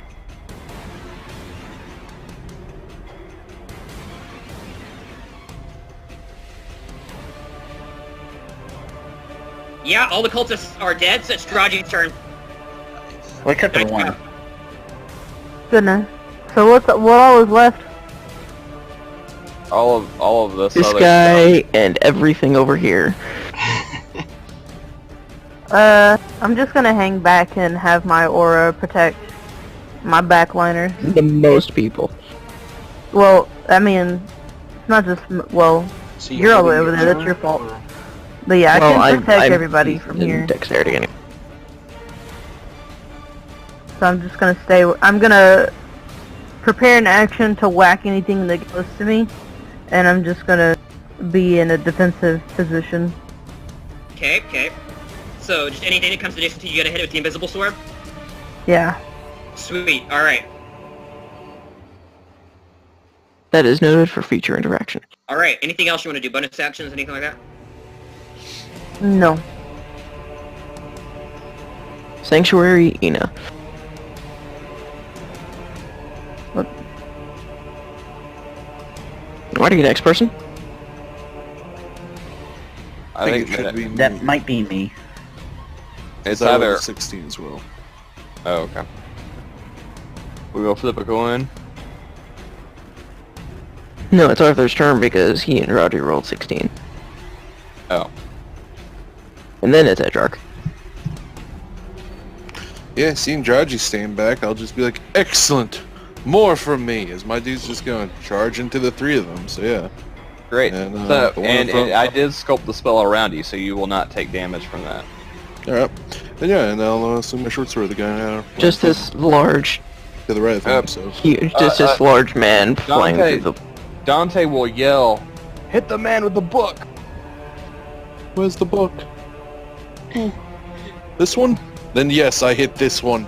He hits the man with the book. Alright. 15 does just barely hit, roll damage. I can imagine. He's slashing, and that's my turn. Okay, you lash out with your short sword, little nick on his calf, he snarls at you. You get the impression he's not quite human. You can hardly see his face under his hood. It's like, did you bring the Book of Pelor? You're just gonna hit him with... How'd you know I had a Book of Pelor? Of course I do. What else you do? That's it. I just attack him once, that's all I got. Okay. He is only a Arthur. cleric. Edgar. Alright. Edgark sees that the encounter is going pretty well. He doesn't need to burn anything large. So he's probably just gonna fall back on his usual Acid splash. acid splash. And plus, I do believe you can either hit these two, or these two since they're within 5 feet of each other. Yeah, I was thinking about hitting the two skeletons. I'm gonna check my range. I actually forget my Or you range on could hit Arthur. think it's pretty and good. hit all 60. three. Just saying. Or you know, you could throw acid splash behind you and just splatter it on the wall. You'll be fine.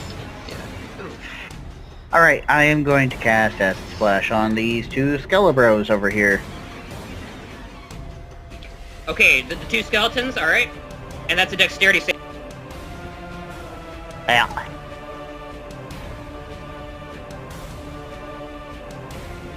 Okay, the big guy fails it, the archer succeeds. Archer takes no damage, the skeleton guy's gonna take 6 acid damage. Yep, so you just get splashed with acid. He's a little bit haggard at this point, he's on fire. Control room He's got on this fire, radiant he's beam, and now he's on acid, yep. Yeah, it's, now he's on acid. The big skeleton's Okay, just anything tripping. anything else, Edgar? Don't guess so. No, I'm good. Okay, let me see what else we got here.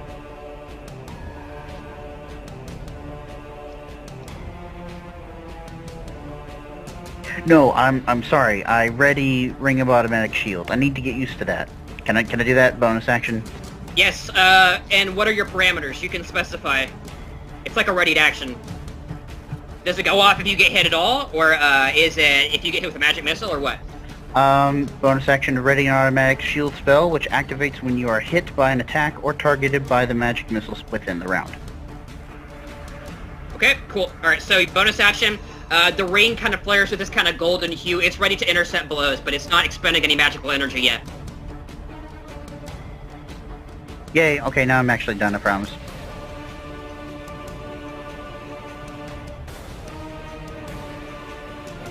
Okay, now it's time for one of the archers to go here. Now that all the cultists and the Grelk is dead.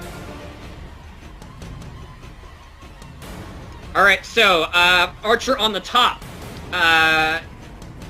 It kind of steps back a little bit from the fire. And the elementals.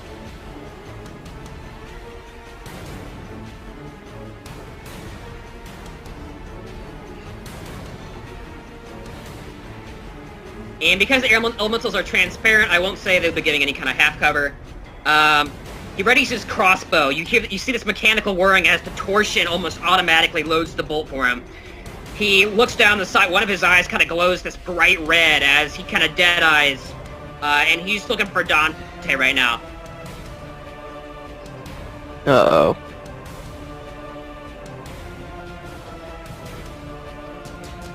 He's going to be getting at least half cover because of the corner and Draji, though. Okay, that is a 19. Does that hit? Plus Hold on. 2. Hold on, don't say anything. You get a yet. you get a plus 2 from half. Don't say anything yet. Hold on. I may have to do this before I hear your AC. So let me check. What, was he getting advantage on that roll? Yep, it's one of his abilities. Ah. Oh wait, never mind. Continue. Am I benefiting from half cover being behind Yep, this? yep. You get a plus 2.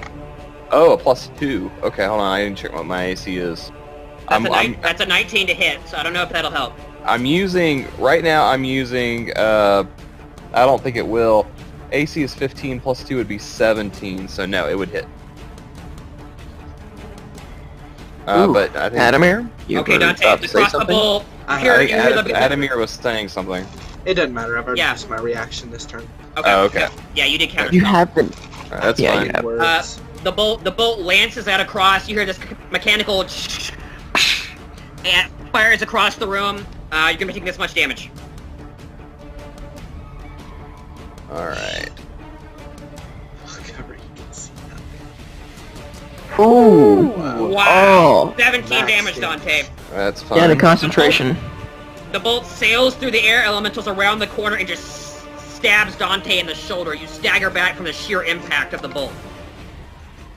Wait, hang on. Since he's within 5 feet of me, they get disadvantage. Hang on. If he has an ability that gives him advantage, it would just cancel each other out. So he would just have a neutral roll. So, Draji's roll, you're imposing disadvantage. Yeah, So if you have just something that regular roll. gives you advantage, something else is imposing disadvantage, you just roll normal. I would Sure. almost say that it's a little bit too late for that because we've already dealt damage. I described how menacing the attack was, and you never described that you were going to try and protect Dante with the shield. I thought it was automatic. Like, shit. No, yeah, it's because not. I'm within 5 feet. You have to use your reaction, though, so you have to specifically say you're using it. Is that Okay. reaction? Yeah, It is a reaction. Well, I did say I was in defensive pose. This entire, I'm supposed to be defensive. I'm guarding the party behind. But okay, let's go ahead and move on. This way you can protect Ina. Yeah, she's Who gonna knows, I might cast another. Well, No, she is 10 feet away. She would be protecting Adamir. Well, I know, but like this dude here might pull something. Okay, that's the archer's initiative. Now it's Adamir. Really? So, so that went through, right? I took the damage? Yeah, you took 17 damage. Okay. Roll for concentration. That is Right. piercing damage if it matters at all. Now, that's a Constitution saving throw for concentration. Saving right? throw, Yes, it's it going to is. be 10, or For your it would be pleasure. 10. All right. I have Warcaster, which means that I have advantage on this. Okay, that is a DC of 17 because it's a lot of damage. No, You it's get half the +5. damage. Or 10. Whichever So is which higher. caster is it? No, the concentration save is 10 Yeah, you're right. It is Or- half damage. You're right. or half damage. Dante keeps the thing up. Oh yeah.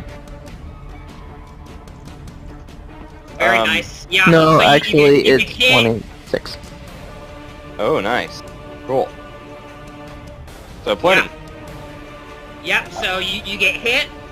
You stagger and you almost lose your concentration for a moment, and then you keep the incantation going. The fires kind of dim for a second, and then roar back to life as the circle continues to deal damage to everybody. All right. Alright. That's its turn. Now it's Adamir. All right. Okay, so when it ends its turn, it is within 10 feet of the edge of the wall, Did you cast it outside or inside? outside. Okay. Which means that it will be taking damage. Gotcha. On one side of the wall selected by you, within 10 feet of that side, deals 5d8 fire damage to each creature that ends its turn within 10 feet of that side or inside the wall. Okay. How much damage? 5d8. 5d8. Okay, roll it. Alright. 24, and that one counts as a 2 because I'm elemental adept, so 25. Yeah. With its last breath, it shoots you. And then the fires just almost like reach out for it. These tendrils just grab it and incinerate it to ash. It's gone. That's a life. Alright, cool. Okay, Adamir. All right. So everything inside the circle is fine. It's what's outside the circle. It's aimed to deal damage outside of the circle, but if you go into the fire or stand outside, it will burn. Okay, I like that. All right, so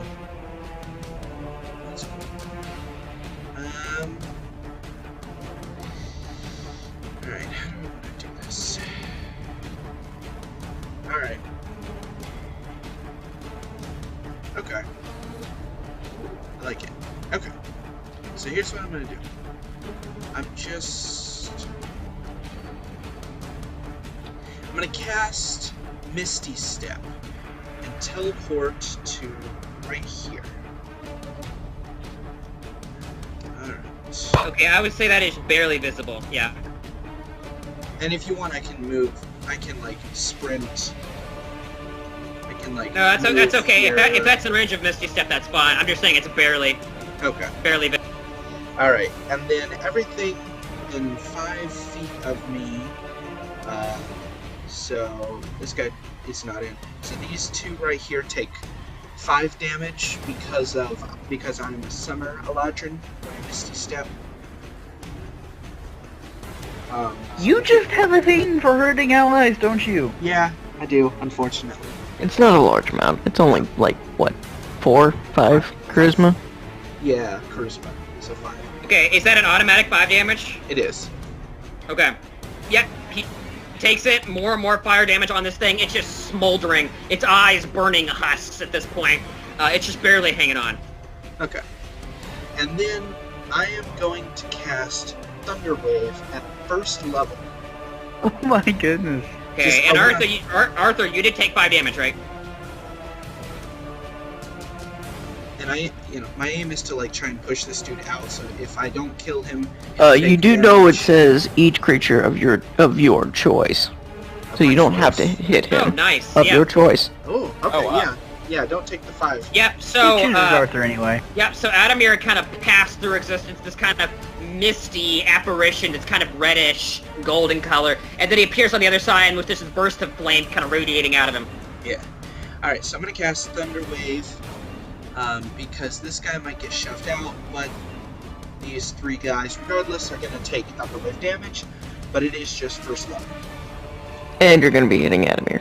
Not Adamir, Arthur. him. Yeah. Arthur. So they have to make a DC 16 con save, or else take 10 thunder damage. No, And then I'll Arthur get is- pushed too. Yes, it looks and like push. Arthur- Anyone that doesn't succeed. Right. Okay. I would say Control Grim, you're shielded from the Thunder Wave. Yes. He's taking the actually brunt of it. he's the way the Thunder Wave works. He's on an edge and he's pointing it that way. this way. Okay, cool. It's a cone Yeah. base. It's actually a cute kind It's a of cone. cube. Yeah. Here. One of the things. Is Arthur in the square of the cultist? Well, he just failed and got pushed, so. Yeah. Which actually really Just disrupts making our sure. line, but that's fine. I get pushed over there, basically. Okay, yeah. So con save. They're gonna make a couple con saves here.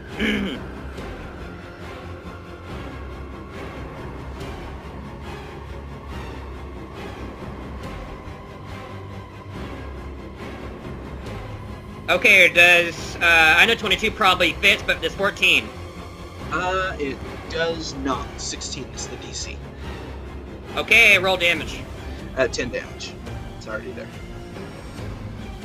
Okay, the archer skeleton is blown back, just like shatters into a million bony pieces into the hole. This guy? Or this guy? The other one.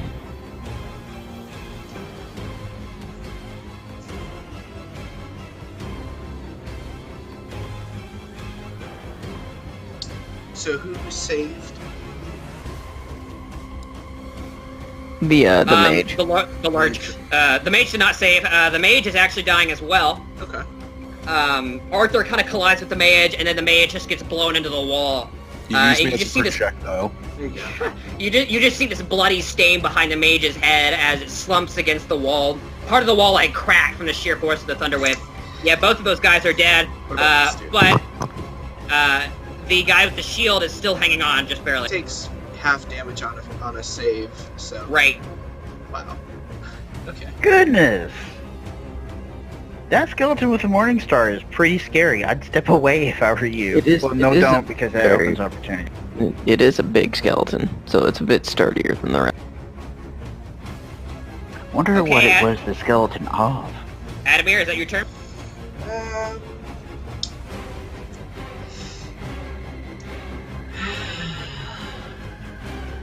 Yeah, I don't want to invoke an opportunity attack, so I'll just stay put. Okay, the archer and the fanatic are both dead, so we're jumping to the bottom of the initiative order. Jumping from Oh, the bottom. mysteries! I described earlier to Controlgrim and Arthur that something seems to be moving in the walls. And at about this time, Edgark and... Uh-oh. What? Edgark and Ina hear the sliding sound behind them, and then a door just blasts open behind them, and the Oh no. Well, time Back to in time to from be feeling the protected. time to be the front line, and just run over.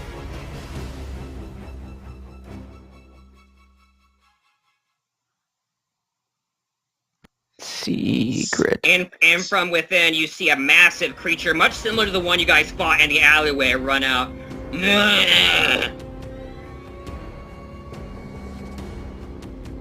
Question: how high is this wall again? Dante, Which one? Donnie. The wall of flame. It's at least 20 feet. So it's covering from floor to ceiling at this point. Yeah, it's 20 feet high. Alright, yes, this guy just towers over you, Edgarks. It doesn't seem to care about the flames at all, as it has this massive mace, and it just comes over to you and just is gonna smash down. And it's actually gonna get surprised here. Yeah, I guess that makes sense.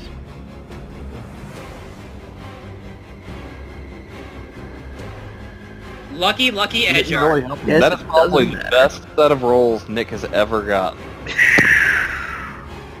That would have hurt, Edgar. But yeah, the thing just runs down and just smashes the floor. You by some miracle, Enid's like, watch out! And you just like jerk to the side, and the mace just slams into the ground. Shrapnel goes everywhere. It screams in your direction, and I want everyone within 10 feet. So that is Edgar, Ina, and Dante, and you guys are getting bonuses from Draji because you went to 10 feet of Draji. Make charisma saves. This thing radiates malice. Oh boy. Hey, I just realized that if it hit me, then I might have been saved by my ring too. But that's still really lucky that I didn't have to rely on that. Alright, there's my charisma save. Plus 5, so that's... 18. Okay, plus 5. Plus 5. And She's Dina? gonna make hers. Yep. Don't forget my aura of Oh, no. devotion. Is this a charm? Okay. This isn't a This charm. is a fear. It's a fear. Ina will be getting a 9, which is below DC. Oh. He's like, ah! And she kind of like jerks away and just begins like her eyes darting everywhere, looking for an escape route. All right. And that did you roll initiative for Ina? I didn't see her on the initiative chart.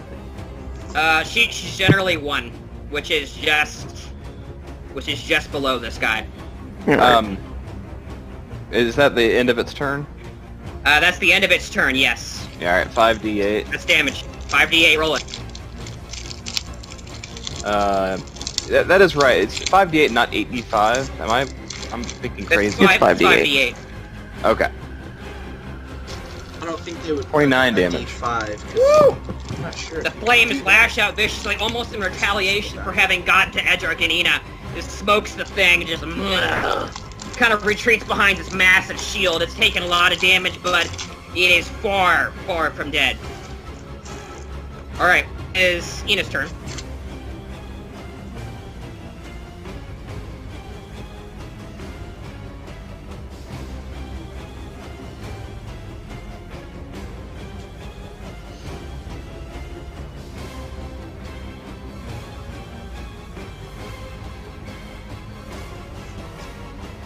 Alright, yep. And Ina will be just blasting her way past Dante and Draji. She's just trying to get past you guys. Can I grab her real quick? You have a ready action, don't you? Yeah. That means you can hit her. You have to whack her. You Yeah. can I'm not hit her. gonna hit her. I was gonna It do this. isn't within the parameters of the ready action, but because you're ready for something, I'll let you roll a dexterity check. Just straight dexterity to try and grab her before she passes. Well, I was wanting to touch her, because all I have to do is touch for protection from good and evil. If my mouse will let me open. Still the same. It's implied that you guys aren't touching as she passes through. And I'm rolling a what? Yeah, just a dexterity check. To see if you have the initiative to grab her before she passes you.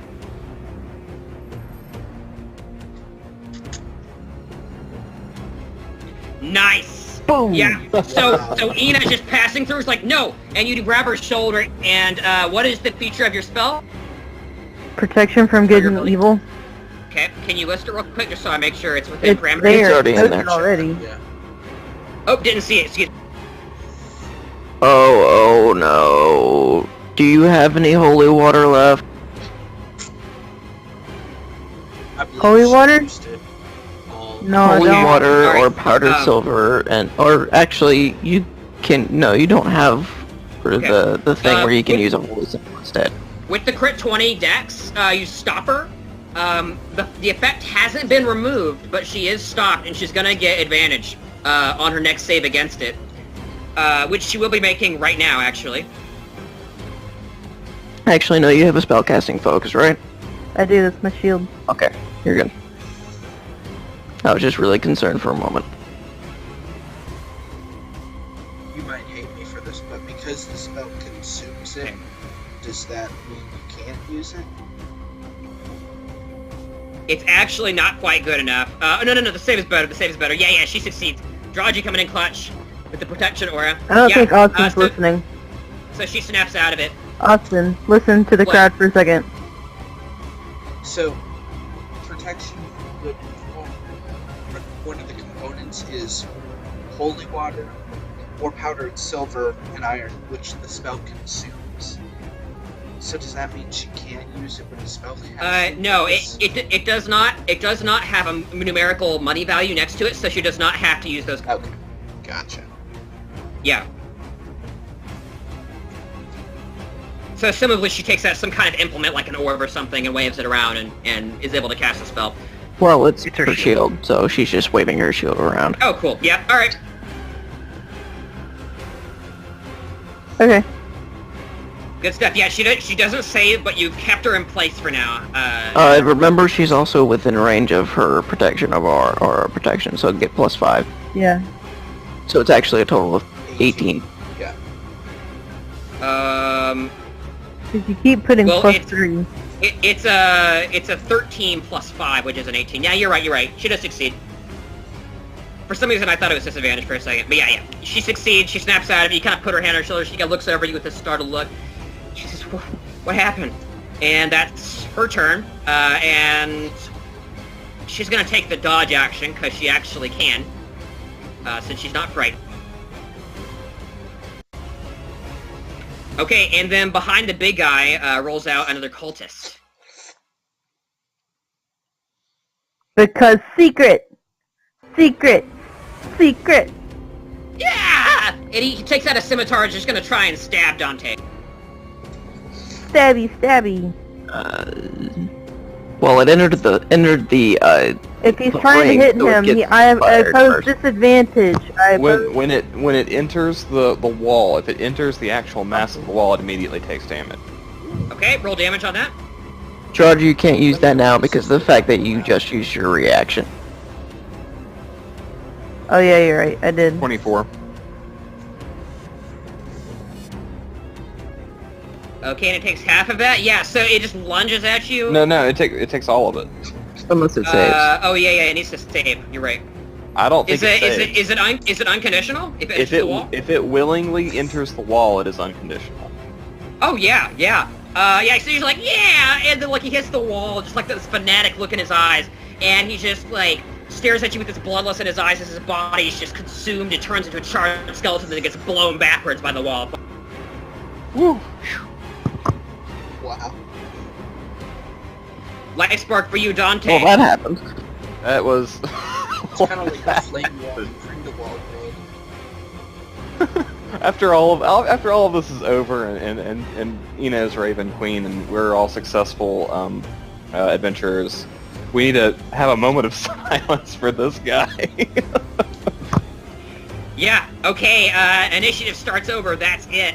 And it goes back up to Dante, I believe. Okay, alright, so all we're dealing with now is that guy, behemoth. he's covered. Okay, so we need to get rid of this guy over here. Yeah, the behemoth and the skeleton is the only things we're working. Yeah, I think the okay. skeleton's Dante, if Dante moves to this position, can he still fire at this guy with a bolt? Literally everyone's What dead, position? aren't That where you are currently? No, from, if he moves, I'll just move him over there. If he moves here, can he still fire at that guy? No, that's total defilade. No way he hits him. Alright, so Dante is going to use his movement action to gain some distance because this thing might be pretty fanatical as well. So he's going to move maybe like right here on the other side of Ina. He'll move right there. Boop.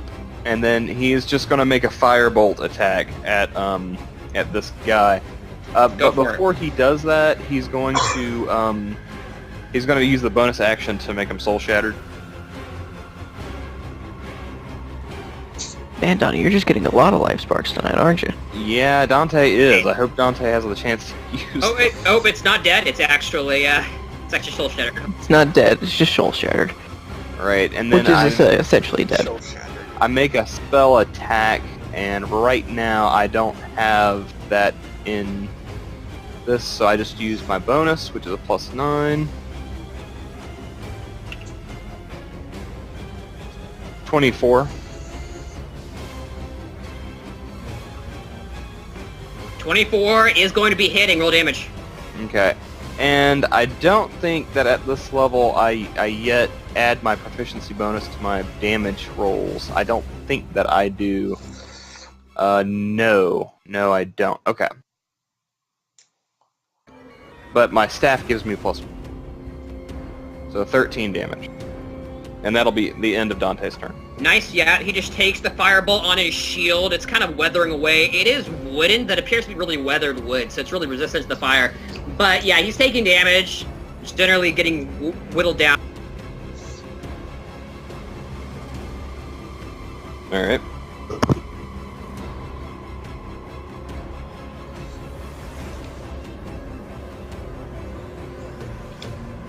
Okay, so, is that your turn, Dante? Yeah, that is the end of the turn. Okay, control. So many things. I'm sure Control Room heard the beast just roaring menacingly. The only problem is I can't get through that fire Actually, without taking some I apologize, damage. guys. I skipped one initiative. I skipped this guy's initiative.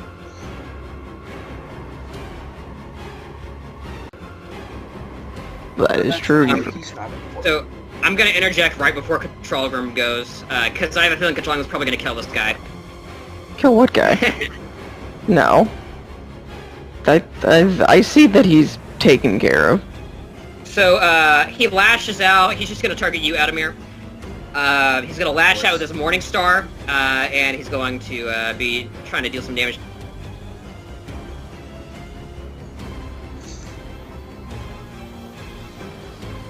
I'm assuming not. That is laughable. It does not hit. Okay, and he raises his shield as his bonus actions. He's gonna be a little harder to hit, though. How much it'll help at this point? Who knows? And he's gonna be exiting the wall. In which direction? Do I get an attack of opportunity? Yeah, if you have a reaction, you can make an attack of opportunity. And I Arthur will get one as well if he has a reaction. If it lives past that. know. So since he was not inside the wall, like since he left the wall and he was already inside the wall when he left, he does not take damage. Yes. Right. And he does not take damage because he's 10 feet away from the wall now. Yeah. That was the point. Correct. Yeah, he's kind of out of the radiation zone. Adamir, 13 roll. doesn't hit Adamir. You lash out with your short sword. Arthur. He just clanks it. He just clanks it with his shield and marches away. Adamir. His legs can carry. Arthur, do you want to roll some? That was Arthur's roll. Adamir, you need to roll if you want to roll. 10. Oh, excuse me. That doesn't hit either. Pring! Just blocks the short sword. Ting ting. Oh, Just wait, blocks them I'm both sorry, as he what's runs down. Was that the reaction? That was a reaction. Yeah, that's opportunity. Oh man, alright, whatever. Yeah, you got to think about when you use your reaction. All right. Yeah. And that's his turn. Control Room's turn now.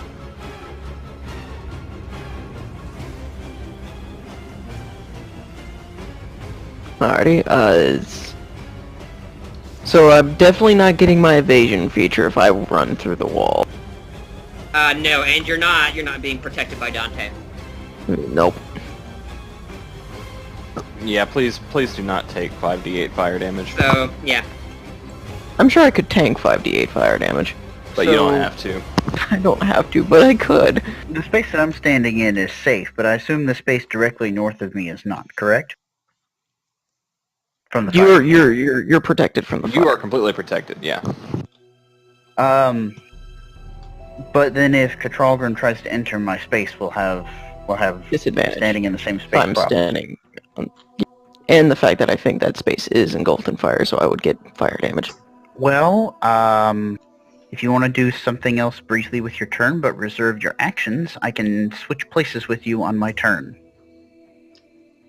But via teleportation. For my movement action. I could save my reaction for that.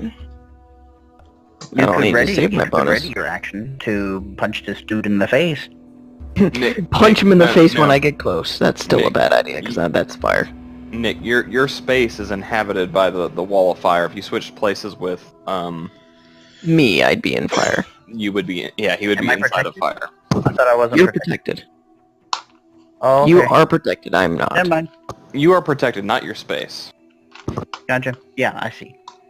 Yeah, Never Control Room will like run over here and just like skirt the edge of the fire.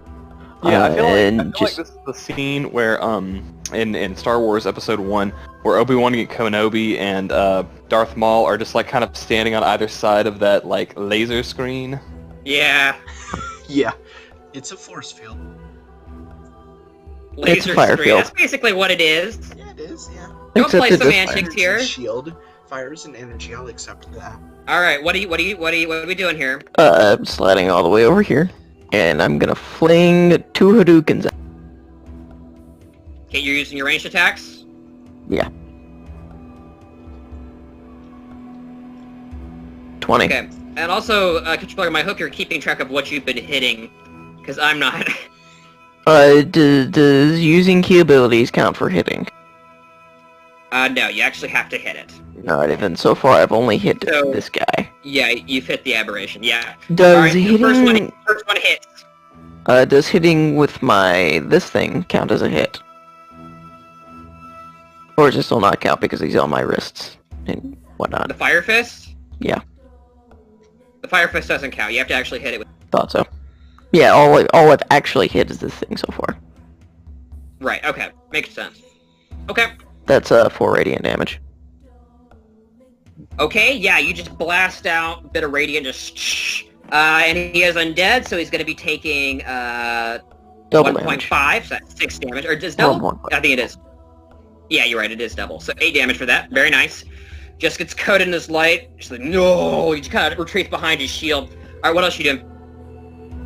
I'm flinging another one.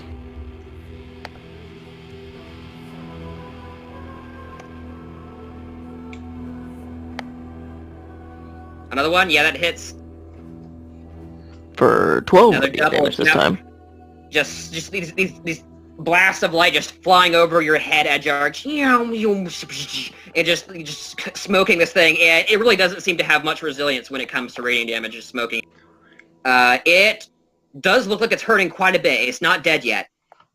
And then I will take my bonus action, spend a key point to take the dodge action. And I'm gonna yell at it. Look, come at me, ugly! Are you taunting it? I'm trying to taunt it, yes. Because So does he I take, have like, double damage from radiant? Or double just- damage because Yeah, of the undead. Okay. Undead are vulnerable to radiant. Cool. All right, so you're taking the dodge action. Hoping Excellent. that it You're would trying to target me, taunt of course. Yeah. Yeah. Go ahead and just roll a let's roll a persuasion check to see if you can try to draw it. 18. It looks over at you, and you think the ugly might have helped, but mostly it's incredibly enraged at you that you're using the weapon of its sworn enemy. Mm-mm. Just the radiant damage, just burning it to pieces. All right. Cool. Is that your turn, Edric? Or controller? That would be all my turn, yes. I mean, I have a little bit of movement, but I don't really need to go anywhere. Okay, Edric, elementals, what are they doing?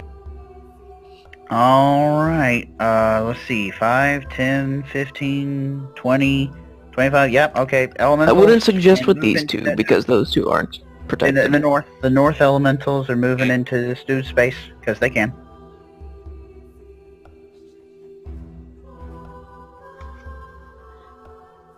Excellent. And- They float by, the flames parting around them, like it's just this invisible force that just protrudes through the flames, flashes across, surrounds the thing. Are they making attacks?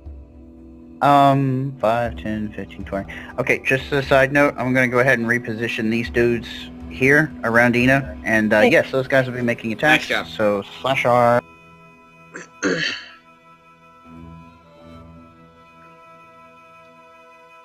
Where's the initiative order? Can I see it real quick? Okay. So wouldn't it have been Arthur's and Draji's turn by now? No, You went because over the here, elementals 22 went next. Y'all are going next. This is Oh, the elementals. Okay. It's after control room, then there's some enemies, then us. Yeah. The elementals rolled really high on initiative. I really like how we're just creating this protective cocoon around Ina. Yeah, it's Well, cool. of course. Okay, so the 22 and the 15, the 15 does not hit, the 22 Yes, does. that thing Roll should damage. be on way over here, where I can't harm her. Yes, this is as it should be. As it should be, yes. Whoa. Oh, okay. Did you put in the wrong input? Yeah, I typed it wrong. Okay. 5 damage. And another. Unless only one hit. No, only one hit. Only one hit. Yep, 5 damage. So one of the air elementals just kind of blows against it, just like, no, just kind of shelters it from its shield. Not much damage done to it, but every little bit helps. It just goes... And by the way, the elementals that just moved can take the dodge action if they're doing nothing. Or they can ready something. And can they ready a lookout, sir? I doubt it because that's not a D&D mechanic. Okay. They I could guess ready a they'll be- protective action against Dina or something. Yeah, is that a thing? Maybe ready to deflect projectiles with their wind? Or is yes. that too complicated? What you can do is you can ready an action to aid an ally, and that'll give them advantage on the next save or action they make. Okay, they do So the she's set thing. for like 2 attacks. Okay, so 2 of them are both protecting Ina with the aid action for saves specifically. All but them. You have to specify. Nice. All right. Very cool. Okay, dudes. Yeah. So that's controlled. The elementals are done. Before you move on, hold on. Before you move on, you could, if it's possible, you could have one elemental protecting from saves, and is it possible to have one elemental protecting from like physical attacks to impose disadvantage on the attack?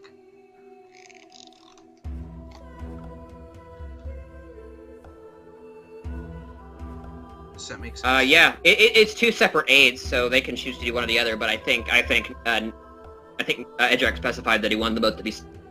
Okay. Just wanted to make sure you thought. They're both just doing aid. I would assume. Yeah, well, you have to Whatever. specify. It's like a ready to action. You have to specify what triggers it. You have to say, oh, if they get attacked, the air elementals are going to intercede, or if something's going to hit Ina, maybe they'll grab Ina and try to pull her to the side. So, dexterity so you have to save. specify saving throw versus like. Right, physical it's attack. just like readying an action. It's just like readying an Okay. Well, then one of them readies to I guess if this is a thing, readies to help against a direct attack, and the other one readies to help against like saves. Is that? Yep, that's the fine. thing. That's fine. All right, Arthur, Yep, your like turn. you suggested. Let's do that. Okay, we can move on. Hey, Jack. Sorry, was eating some crunchy chips. Had to mute myself. But yeah, this guy in front of me, he's still alive. Right there. Yes, yes. Yeah, the one on the right with the tower shield. Yeah. All right, I simply just walk up. And slap him. I miss, and that ends my turn. All right. Let me go back Yep. eating these chips. Alrighty. That's then. like a really, Alright. really bad miss. All right, Draji. Cool. So, how does this enemy look? Does he look grumpy? He looks really bad off after all the stuff everybody has done to him, but he's still He's still what? Somehow alive. He's still somehow alive? or undead, whatever. Draji, Okay. you are not protected from the fire. Oh.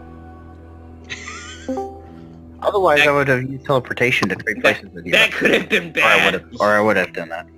Or on my turn.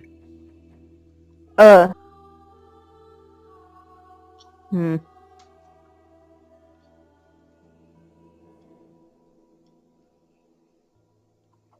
If I could just back up on my turn, I can back up, and hopefully we can draw it inwards. I was hoping to use the elementals to like push him into this space if I could have, but they didn't both hit. So Well, the big dude's very angry with me, so he's Yeah, I likely just to need move to- into that space anyway. Choice. I just need to get out of the way. Like, if you just want to like be ready to attack him when he, I don't know. I just need to get out of the way somehow. I haven't readied an action, so I Somehow can't do you that. always find a way to be in the way. It's because he's always in the back with Ina, and everything else is always attacking from the back. Well, Okay, I'm what do just, you do, Draji? I'm going back into a defensive stance, and I'm going to protect Ina's back.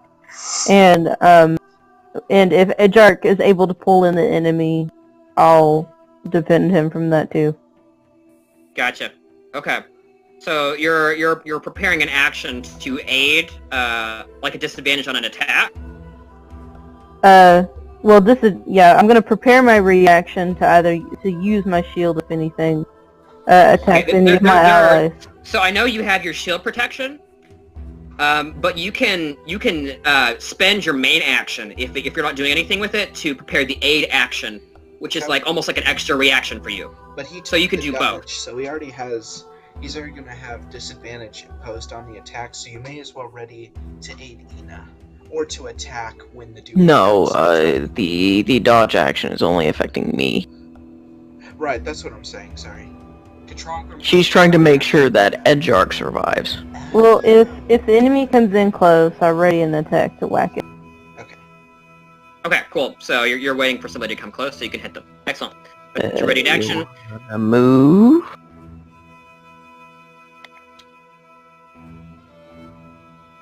Okay, is that your turn?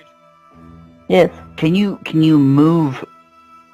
I might have the wrong perception on this, but can you move through an ally's space without stopping there and not impose any kind of... Yep, unless there are special properties at play, you can move through an ally's space without any penalty. Move through, though. Like, I can't actually be in your square. You move up behind me, so you be closer to the enemy, and I'll just squeeze past you on my turn. It'd be fine. Oh, alright. Now I ready an attack. There we go. Okay, Edgearch. You broke out. Is it me? Your turn, yep. Yep, okay. I'm a squeeze back past Draji. Let's see. Now, wait. Well, maybe I shouldn't meta. I mean, we've done plenty of meta, but... well, just so you know, if you move more than one space away, you're taking a movement action instead of a shifting action. And you're exposing yourself to a opportunity attack. That's actually a good question. Can I actually do I have that ability? Is that like an ability? So disengage is your main action, and then you can move afterwards. But that is your main action. Oh, shucks. I guess I'm not doing anything creative this time. All right, disengage and then finish my movingness. Let's go here, I guess. Just continue the body blocking. Cool. So you disengaged, correct? I did use my action to disengage, yeah. Okay, making sure. All right, so that'll be your turn then, unless you have a bonus. Yeah, I'll use the bonus for the ring. Thank you for reminding me. I couldn't hear you. What'd you say? I used the bonus for the ring. Thank you for reminding me. Okay, cool, excellent. All right, that's Edgearch's turn. That is Edgearch's turn. I believe the archer is dead. So next is one of the dead. Yeah, the dead, and that's your turn. Alright. So, I'm gonna move up about to, I suppose, here. And I'm gonna use my all-time favorite spell, Eldritch Blast, and shoot this poor sucker right here. 21, and I can do it twice because I'm at least yes, level. A crit on the second one, excellent. Both of them hit, rolled crit damage on the second one. Alright.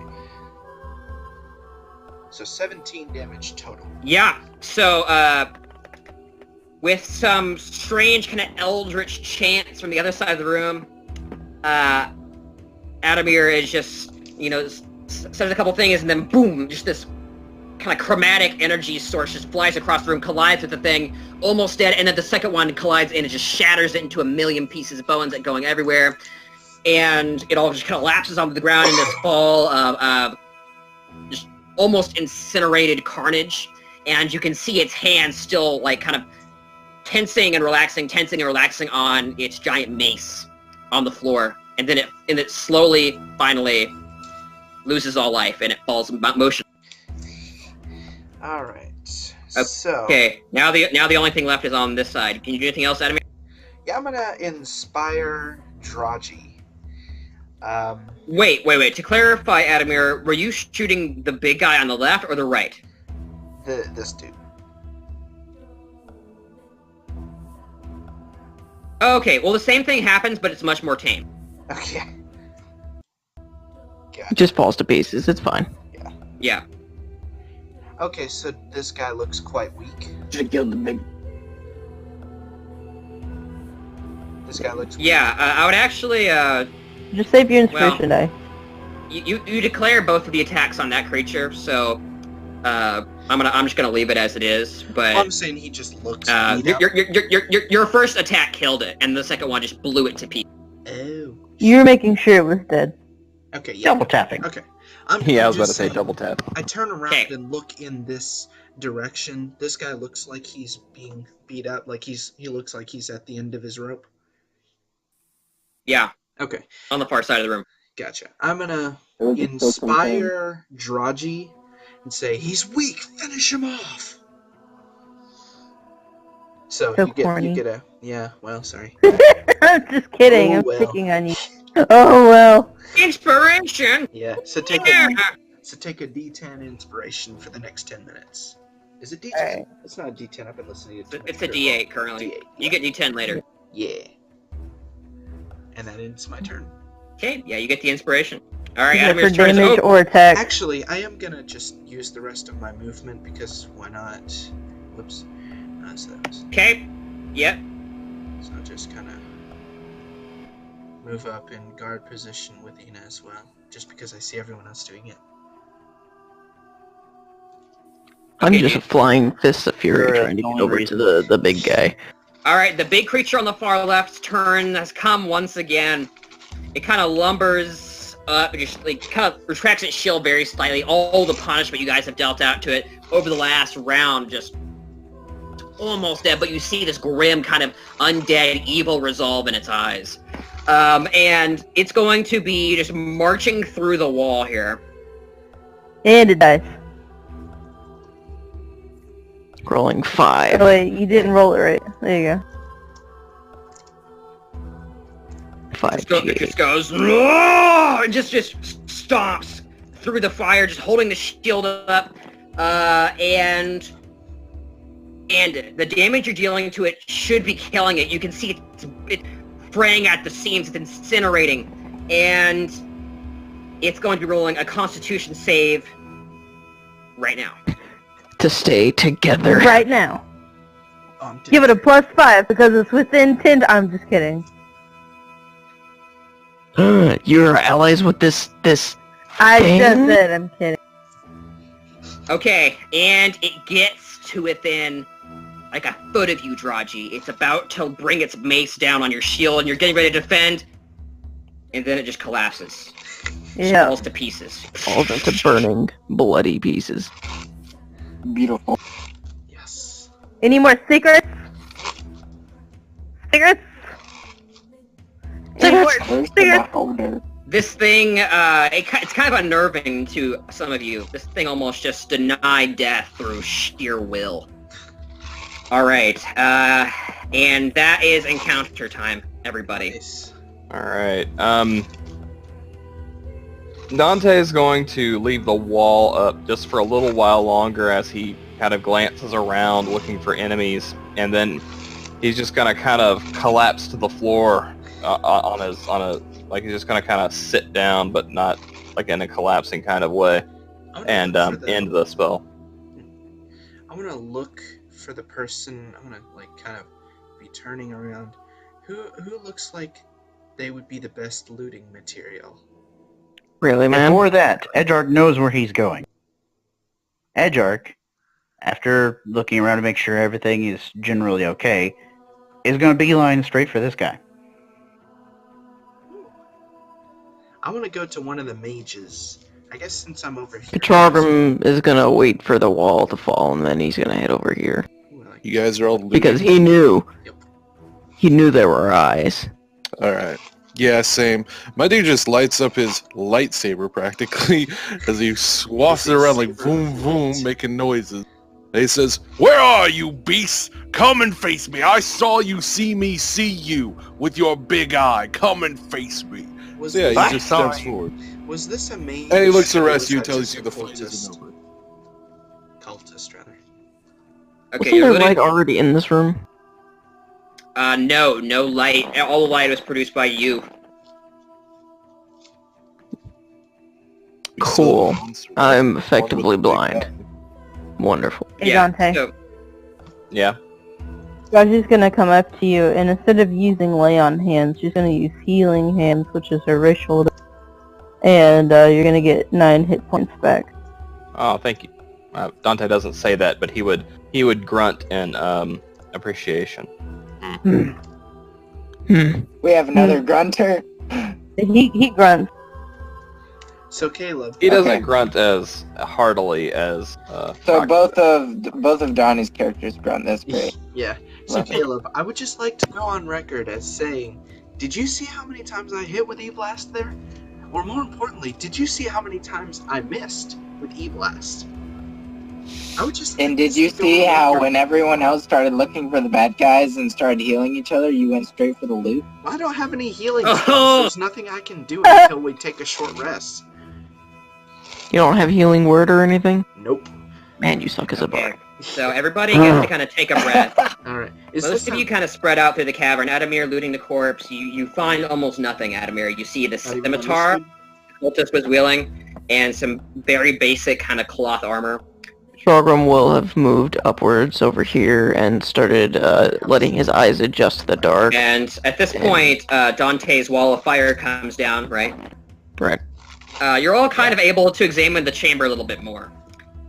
Albeit in Stand at what darkness. seems to be just a very vertically tall chamber. Just you can hardly see the ceiling, and it kind of branches off in all these different directions. A single pillar kind of erected in the middle, connected to kind of this overarching kind of bit of wall that comes out from over here. And each of the corridors are extremely high. You can't really... Draji, with your dark vision and the little bit of light shed by mage light and some other stuff, just can barely make out the ceiling on some of these corridors, but most of them seem to just be really high. So you're standing at the middle of like a bunch of almost like trenched-like areas. Do I find anything on the mage over here? Surrounded by burning corpses. Yes, you find a small spell tome, Ooh. and upon his neck is a strange necklace Yes. that looks like a closed eye. A closed eye, did you say? Yes. Open it. It might be the time The stone. Eye of Agamotto. Yes, exactly. I take both those things. Are those the only things of interest I find? Yeah, he just had, you find 4 gold pieces on his... 4 gold? Oh, I would gladly take that.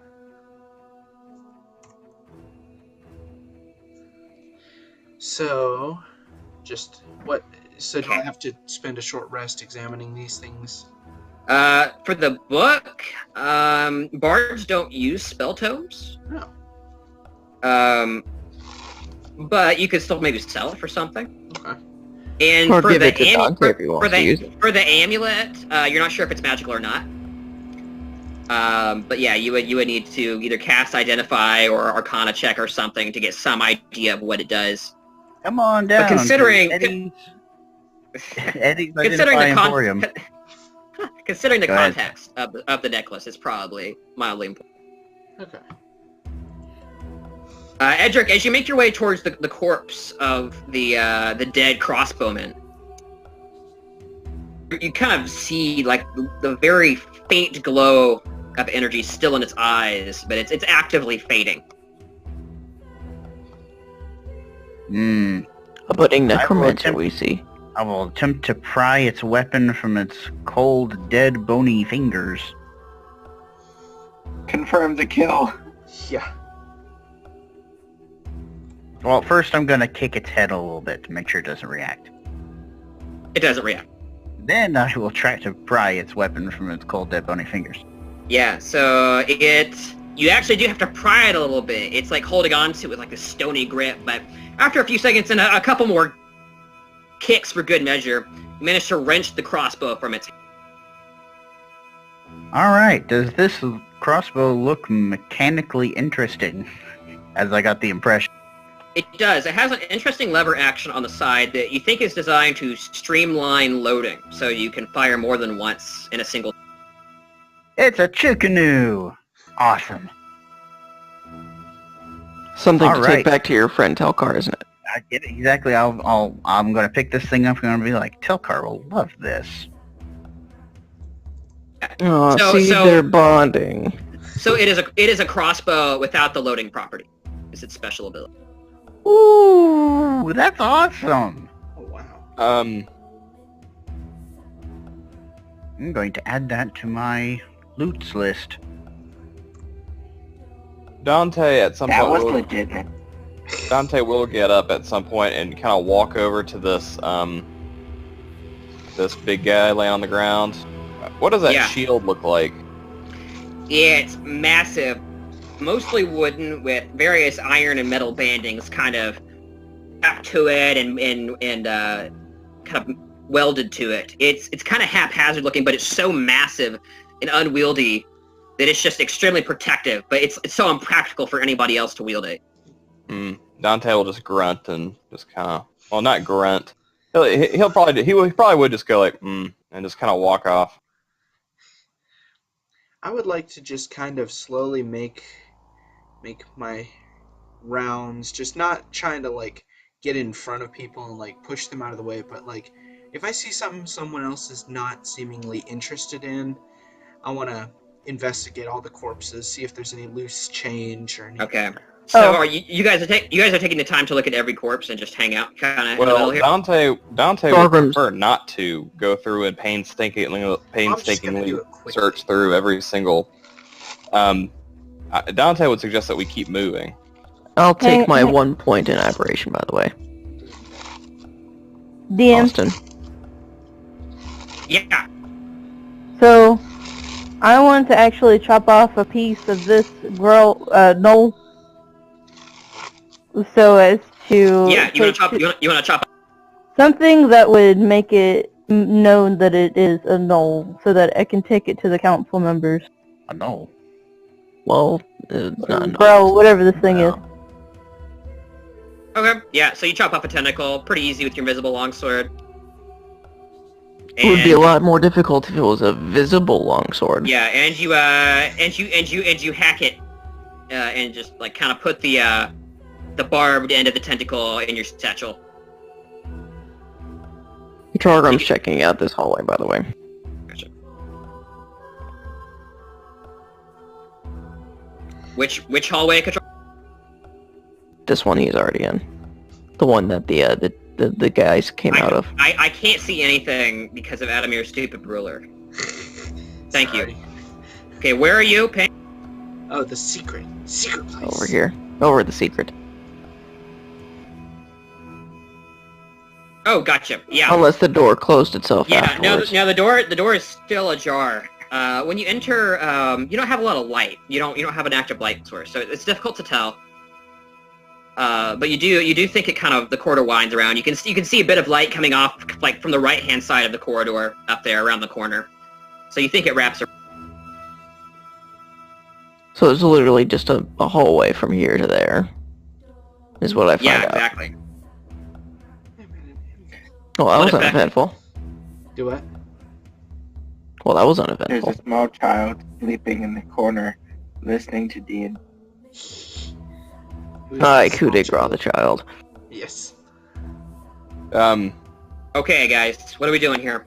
So Dante will point forward this way, and he'll say, "Let's keep moving." Well, we have a three-way part here. We don't know exactly where we're going to. Petrogram will, whenever he hears us, move towards the center and, try and see if there's any lingering direction from the sense. Adamir will say, None, but it kind of resonates all around you. Adamir will say, I know we're kind of in a hurry, but is anyone really hurting? Like, do we need to take a quick breather? I can kind of aid in boosting people if they need it. The fewer breathers we need, the better. Okay. Secretly, Dante would really very much like to take the breather, but he doesn't think that we have the time to do so. He'll shake at Dragi's mention. He'll kind of shake his head a little bit, and he'll say, "No. The leader was protecting this direction. The The others were just a distraction. I believe that this is the way we should go. So you think we need to be going that way? No, the other way. Forward. This way. That 'Cause way, the yeah. mage came from this way. Yeah. But that's a grow. Dante associates mages with Power. with power. Actually, that's a great point. The Grell was protecting from that direction, and he had a similar complement to the mage. Moreover, there's a secret passage leading off of that direction, within which was the big guy. So And there was an ambush right there, so yeah. yeah, Dante would change Dante's mind.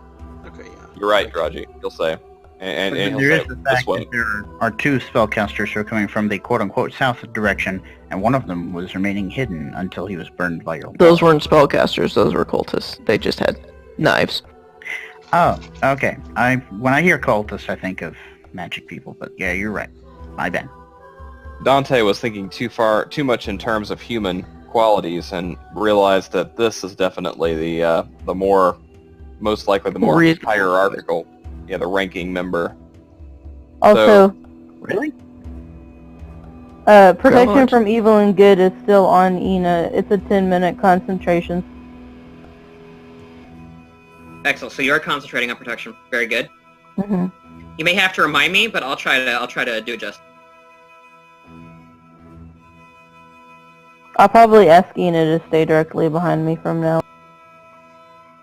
So we'll probably try and kind of round up together again and resume our original marching order.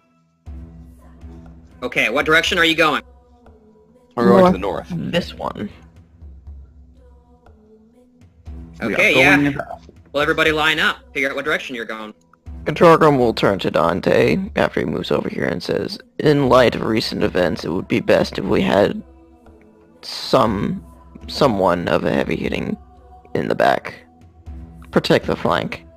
It's true. It does seem like they like to come from behind quite often. They came I'll from do it.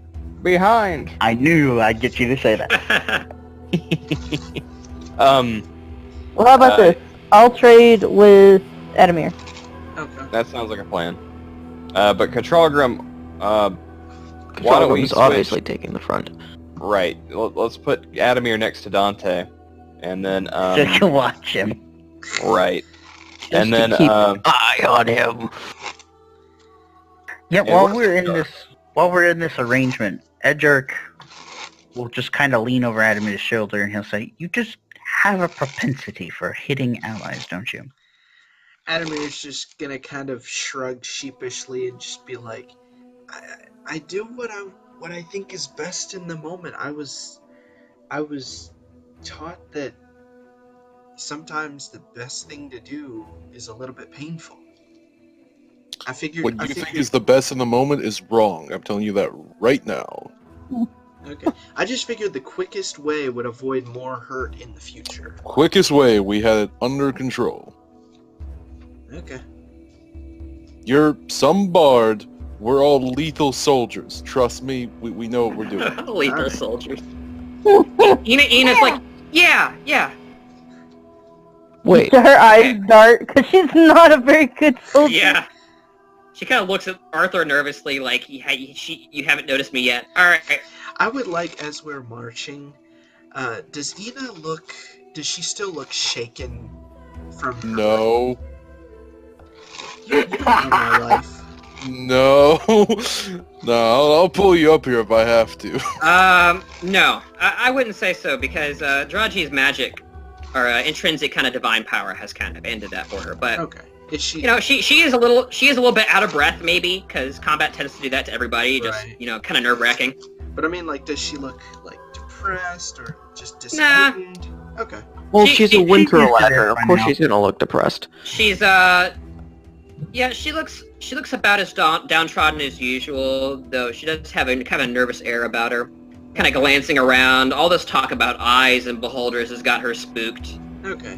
And especially that last encounter where the thing came from right behind, and she kind of saw her life flash before her eyes as the thing tried to hit. Okay.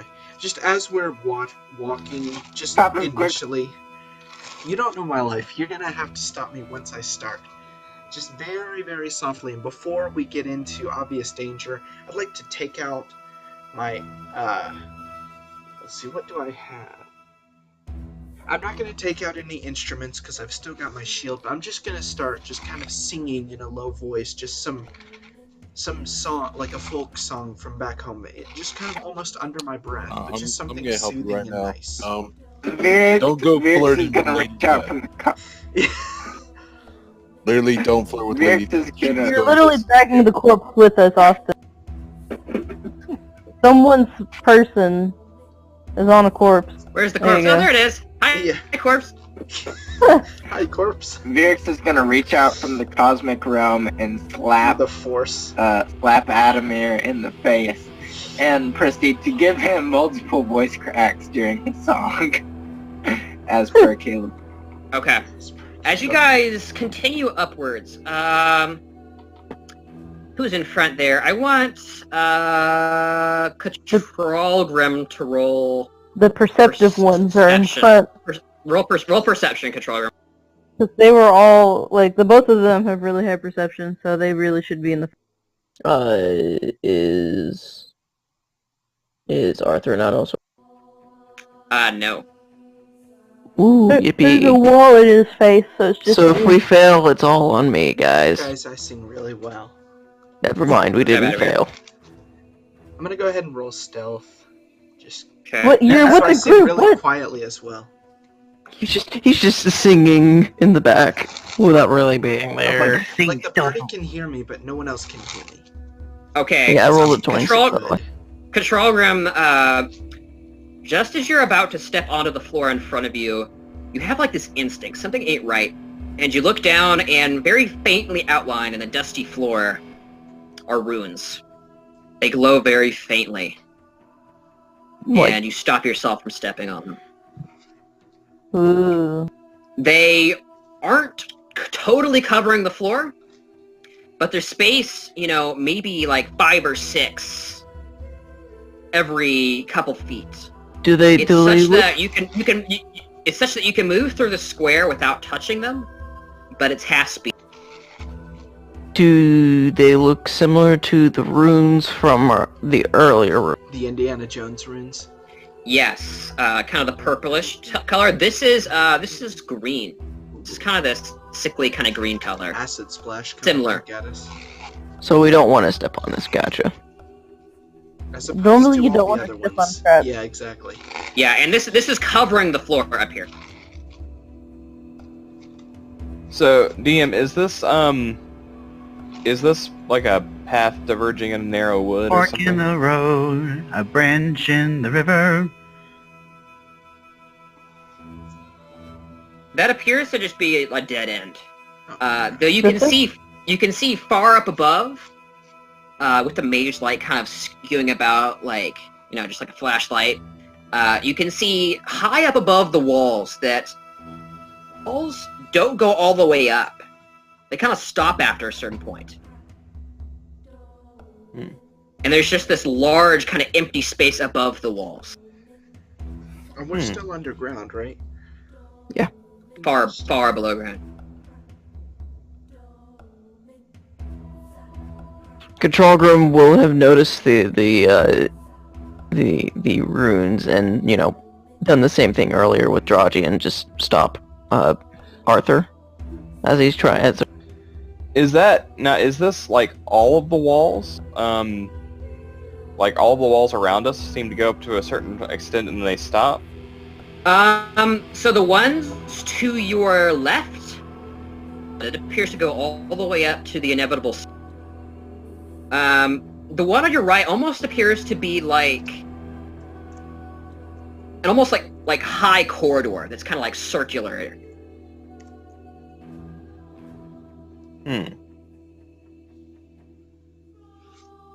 But we can see the walls around the edges on the right, and we see that that's just solid, right? It appears to be a dead end and that there's no corner.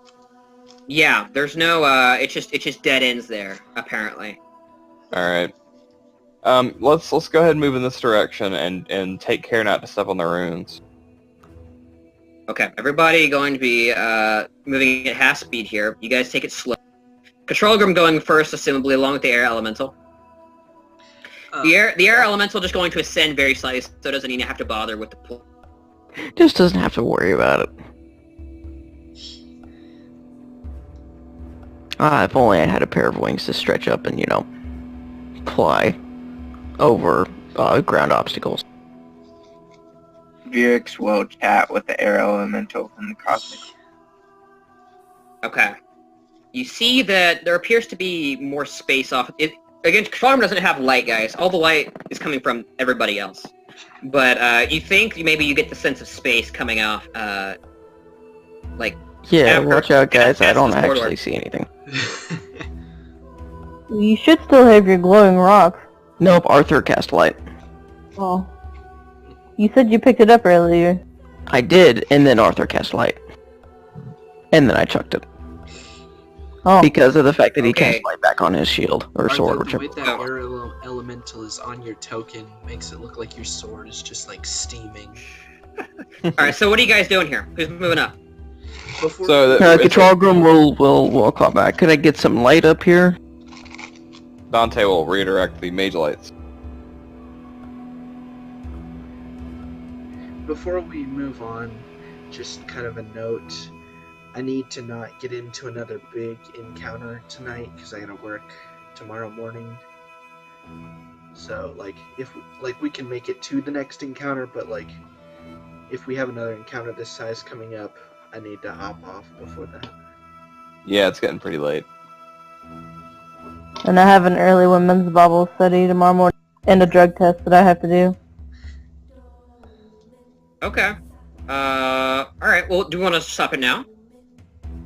I'd say Let's keep going. If we run into a combat, then we can just make it a cliffhanger. Alright. Exactly. Alright, so what is everybody doing here? You moving up? Yeah, we need to keep walking. Dante's giving me a little extra light with his mage lights.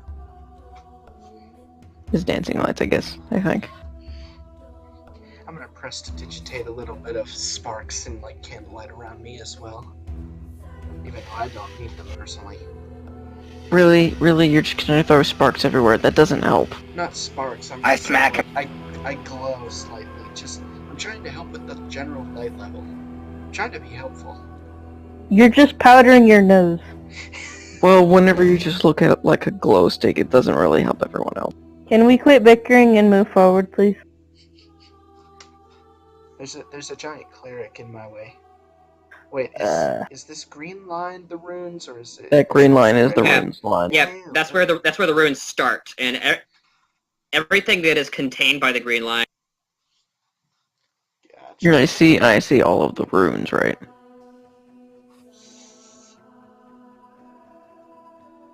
Okay, do you want who's moving up? What are we doing? So, Let's keep this move, people. yeah. Move So your let's dodes. just all move very slowly over this to try and get past it, but But not as slowly as not we take any just risks go. here. So we're just going to try and move the whole party through. Okay, starting with control room. Control room will suggest, a single party line right now, just to make sure that nobody accidentally steps on any extra rune. Oh, thank you.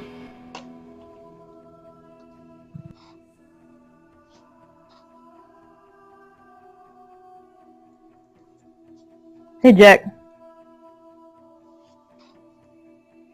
Arthur, What up? You gonna move your token? what you doing? Oh yeah, sorry, I was typing some stuff. Now's not the time. Okay, as soon as Arthur moves out with his light, you guys get to see a much bigger part of the cap. Oh, thank God. Oh, thank Bahamut.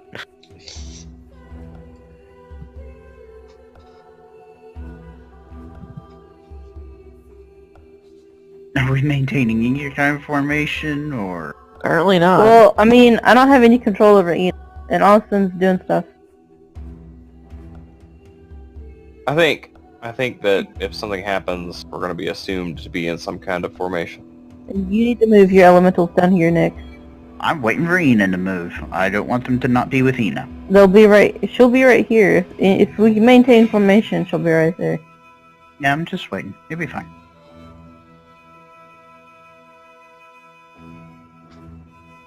Okay, so you guys slowly make your way past the arcane runes on the ground.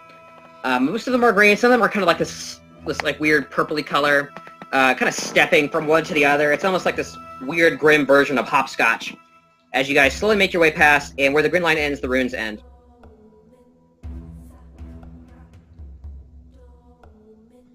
You collectively make your way into this large cavern. Just the imminent sense of space is here for sure. You hear the sound of water kind of trickling down from some unknown source from above. That's a stalactite. Ooh, There, water. like the wall next to you is kind of like, it appears to be almost like this ruined brick wall, part cobblestone, maybe part marble, but torn asunder. Now it's just kind of this arbitrary barrier. Hold on, guys. You can only do so much.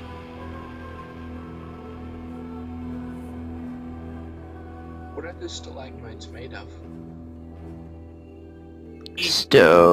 Rock. Stalagmite flavor. It's rock with some kind of like weird like calcified thing on it. Okay. Something you guys notice when you enter this area is the floors were kind of dusty.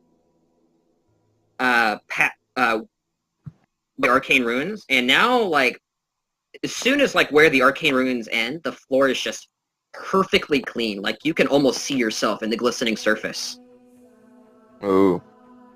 If I could even see myself in the dark. Is it like slick? Like, is it difficult to walk on? Is this like a frictionless surface? It maybe looks a little bit slick, but mostly it just looks really clean, weirdly. Like how rock should look if it's polished for years. Oh no. Oh, definitely a place where... No. Oh, I think I know what's coming. Is I this think Nice it's- choice of words there, Austin. I think Nick and I have the same idea. You would have this idea. Of course.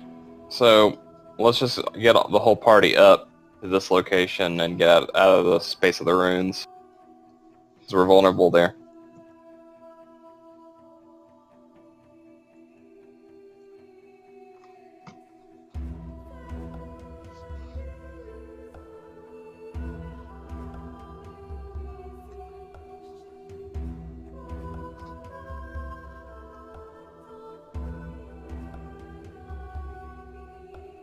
Nick, check your private message. Okay, now that you have a more centralized location, you can kind of see the large.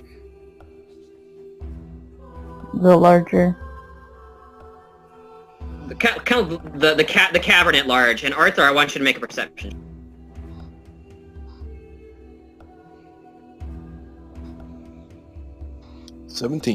No perception for me this time. Nick. Or is it You, giant rock in the you way? notice this kind of like side path here.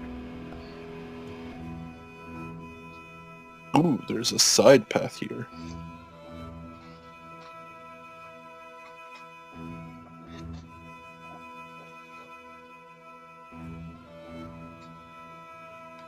But aside from that, nothing too noticeable. Arthur, you get this weird sense that like your vision is shimmering ever so slightly as you look at the like kind of like the path to the side there. Hey, Austin. Yeah. Airjark would like to encourage Ina to finish moving out of the ruined area when you get a chance. And closer to the rest of the party, of course. That way we can all be hit by the I need to be fireball. the one behind her. She doesn't need to be behind there. Can I go investigate this shimmering?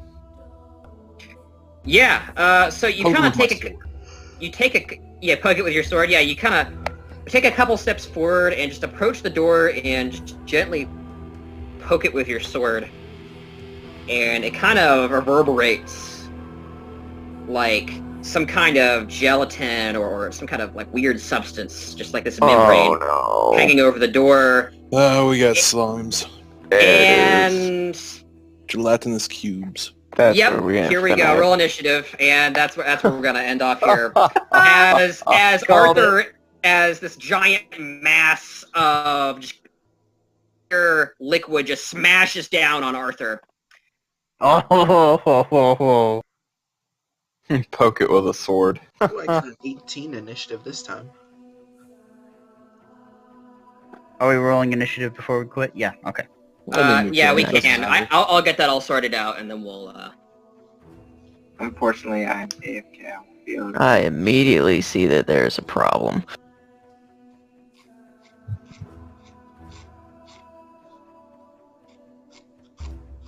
Okay, so Edgearch rolled 15, Arthur 23, Adraji 11, Arthur 8, 18. 9.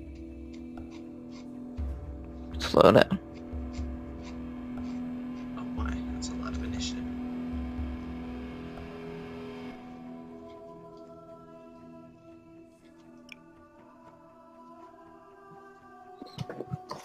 Well, there's only 6 of us. Yeah, and if you- one if of you- them. Yeah, if you guys want to redo the initiative and then just change the value, that'd be fine. Alright, fine. Well, my so I'll probably catch you guys later. When's the next session you guys plan? I should be there for this one. I don't have any other places to be or anything. Also. Friday, hopefully, and we'll conclude this done. Actually, Austin, I was Yeah. hoping that if I could talk to you about that. Okay. My thing was dead. Could you guys hear me? Yeah? Yep. I think Okay. so. Yeah, I can hear you guys. My mic was messed up. But yeah, my computer's dying. But yeah, when's the next session? Hopefully know? Friday, but we'll discuss it in the discussion chat if you want to pay attention to that. And we'll figure it out pretty quick and then get back to you. All right, then yeah, I'll probably poke around Thursday or Friday to figure out if you guys decide on a day. Yep, excellent stuff. That'll All right, work. dude. Take care. Alright. So yeah, Catch you guys next time. Oh, sorry. Do you want to vote real fast, Arthur? ooh, yeah. Yeah, sure. MVP and XP. So do we discuss it first, or just put our... You can. So 650 XP to everybody. Ooh.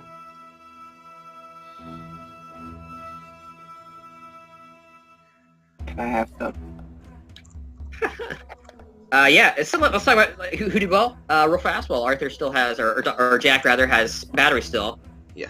Dante with the wall of fire was sick. I will mention, I just want to mention, Yeah. that would have gotten countered had I not countered the counter. That was like... That's very true. That's a good point. That was a pretty swift counter there. I did do some damage on people, and I managed to get Oh, yeah, that you did. counter. No reason to, man. I'm going to let you know this. In D&D, it's almost 100% of the time better to not damage your allies and to just do your normal attacks. Since Okay. I have an AC of 20. I'm not going to be hit by these guys very easily. I'm Yeah. fine. Did you say that was 650 XP? 650, Yep. yes. 650. Alright. And the bonus will be about a third of that. So we're looking at 210. Where in the world did you get 215. 216. So, Let's yeah. go with 216. I liked Draji in this, always with the protection stuff. Mm-hmm. What else? Dante did just He did a lot. a ton of damage. Katralgrim warned about the eyes, but no one listened. Yeah, same. Nobody Trollgrim also listened. saw the slimes coming. Okay, well, I think we all have a vague idea of what transpired. Let's go ahead and vote while Jack is still around. You're gonna do Where is that? the voting process taking place down here? D&D discussion, we all vote at once. 3, 2, 1.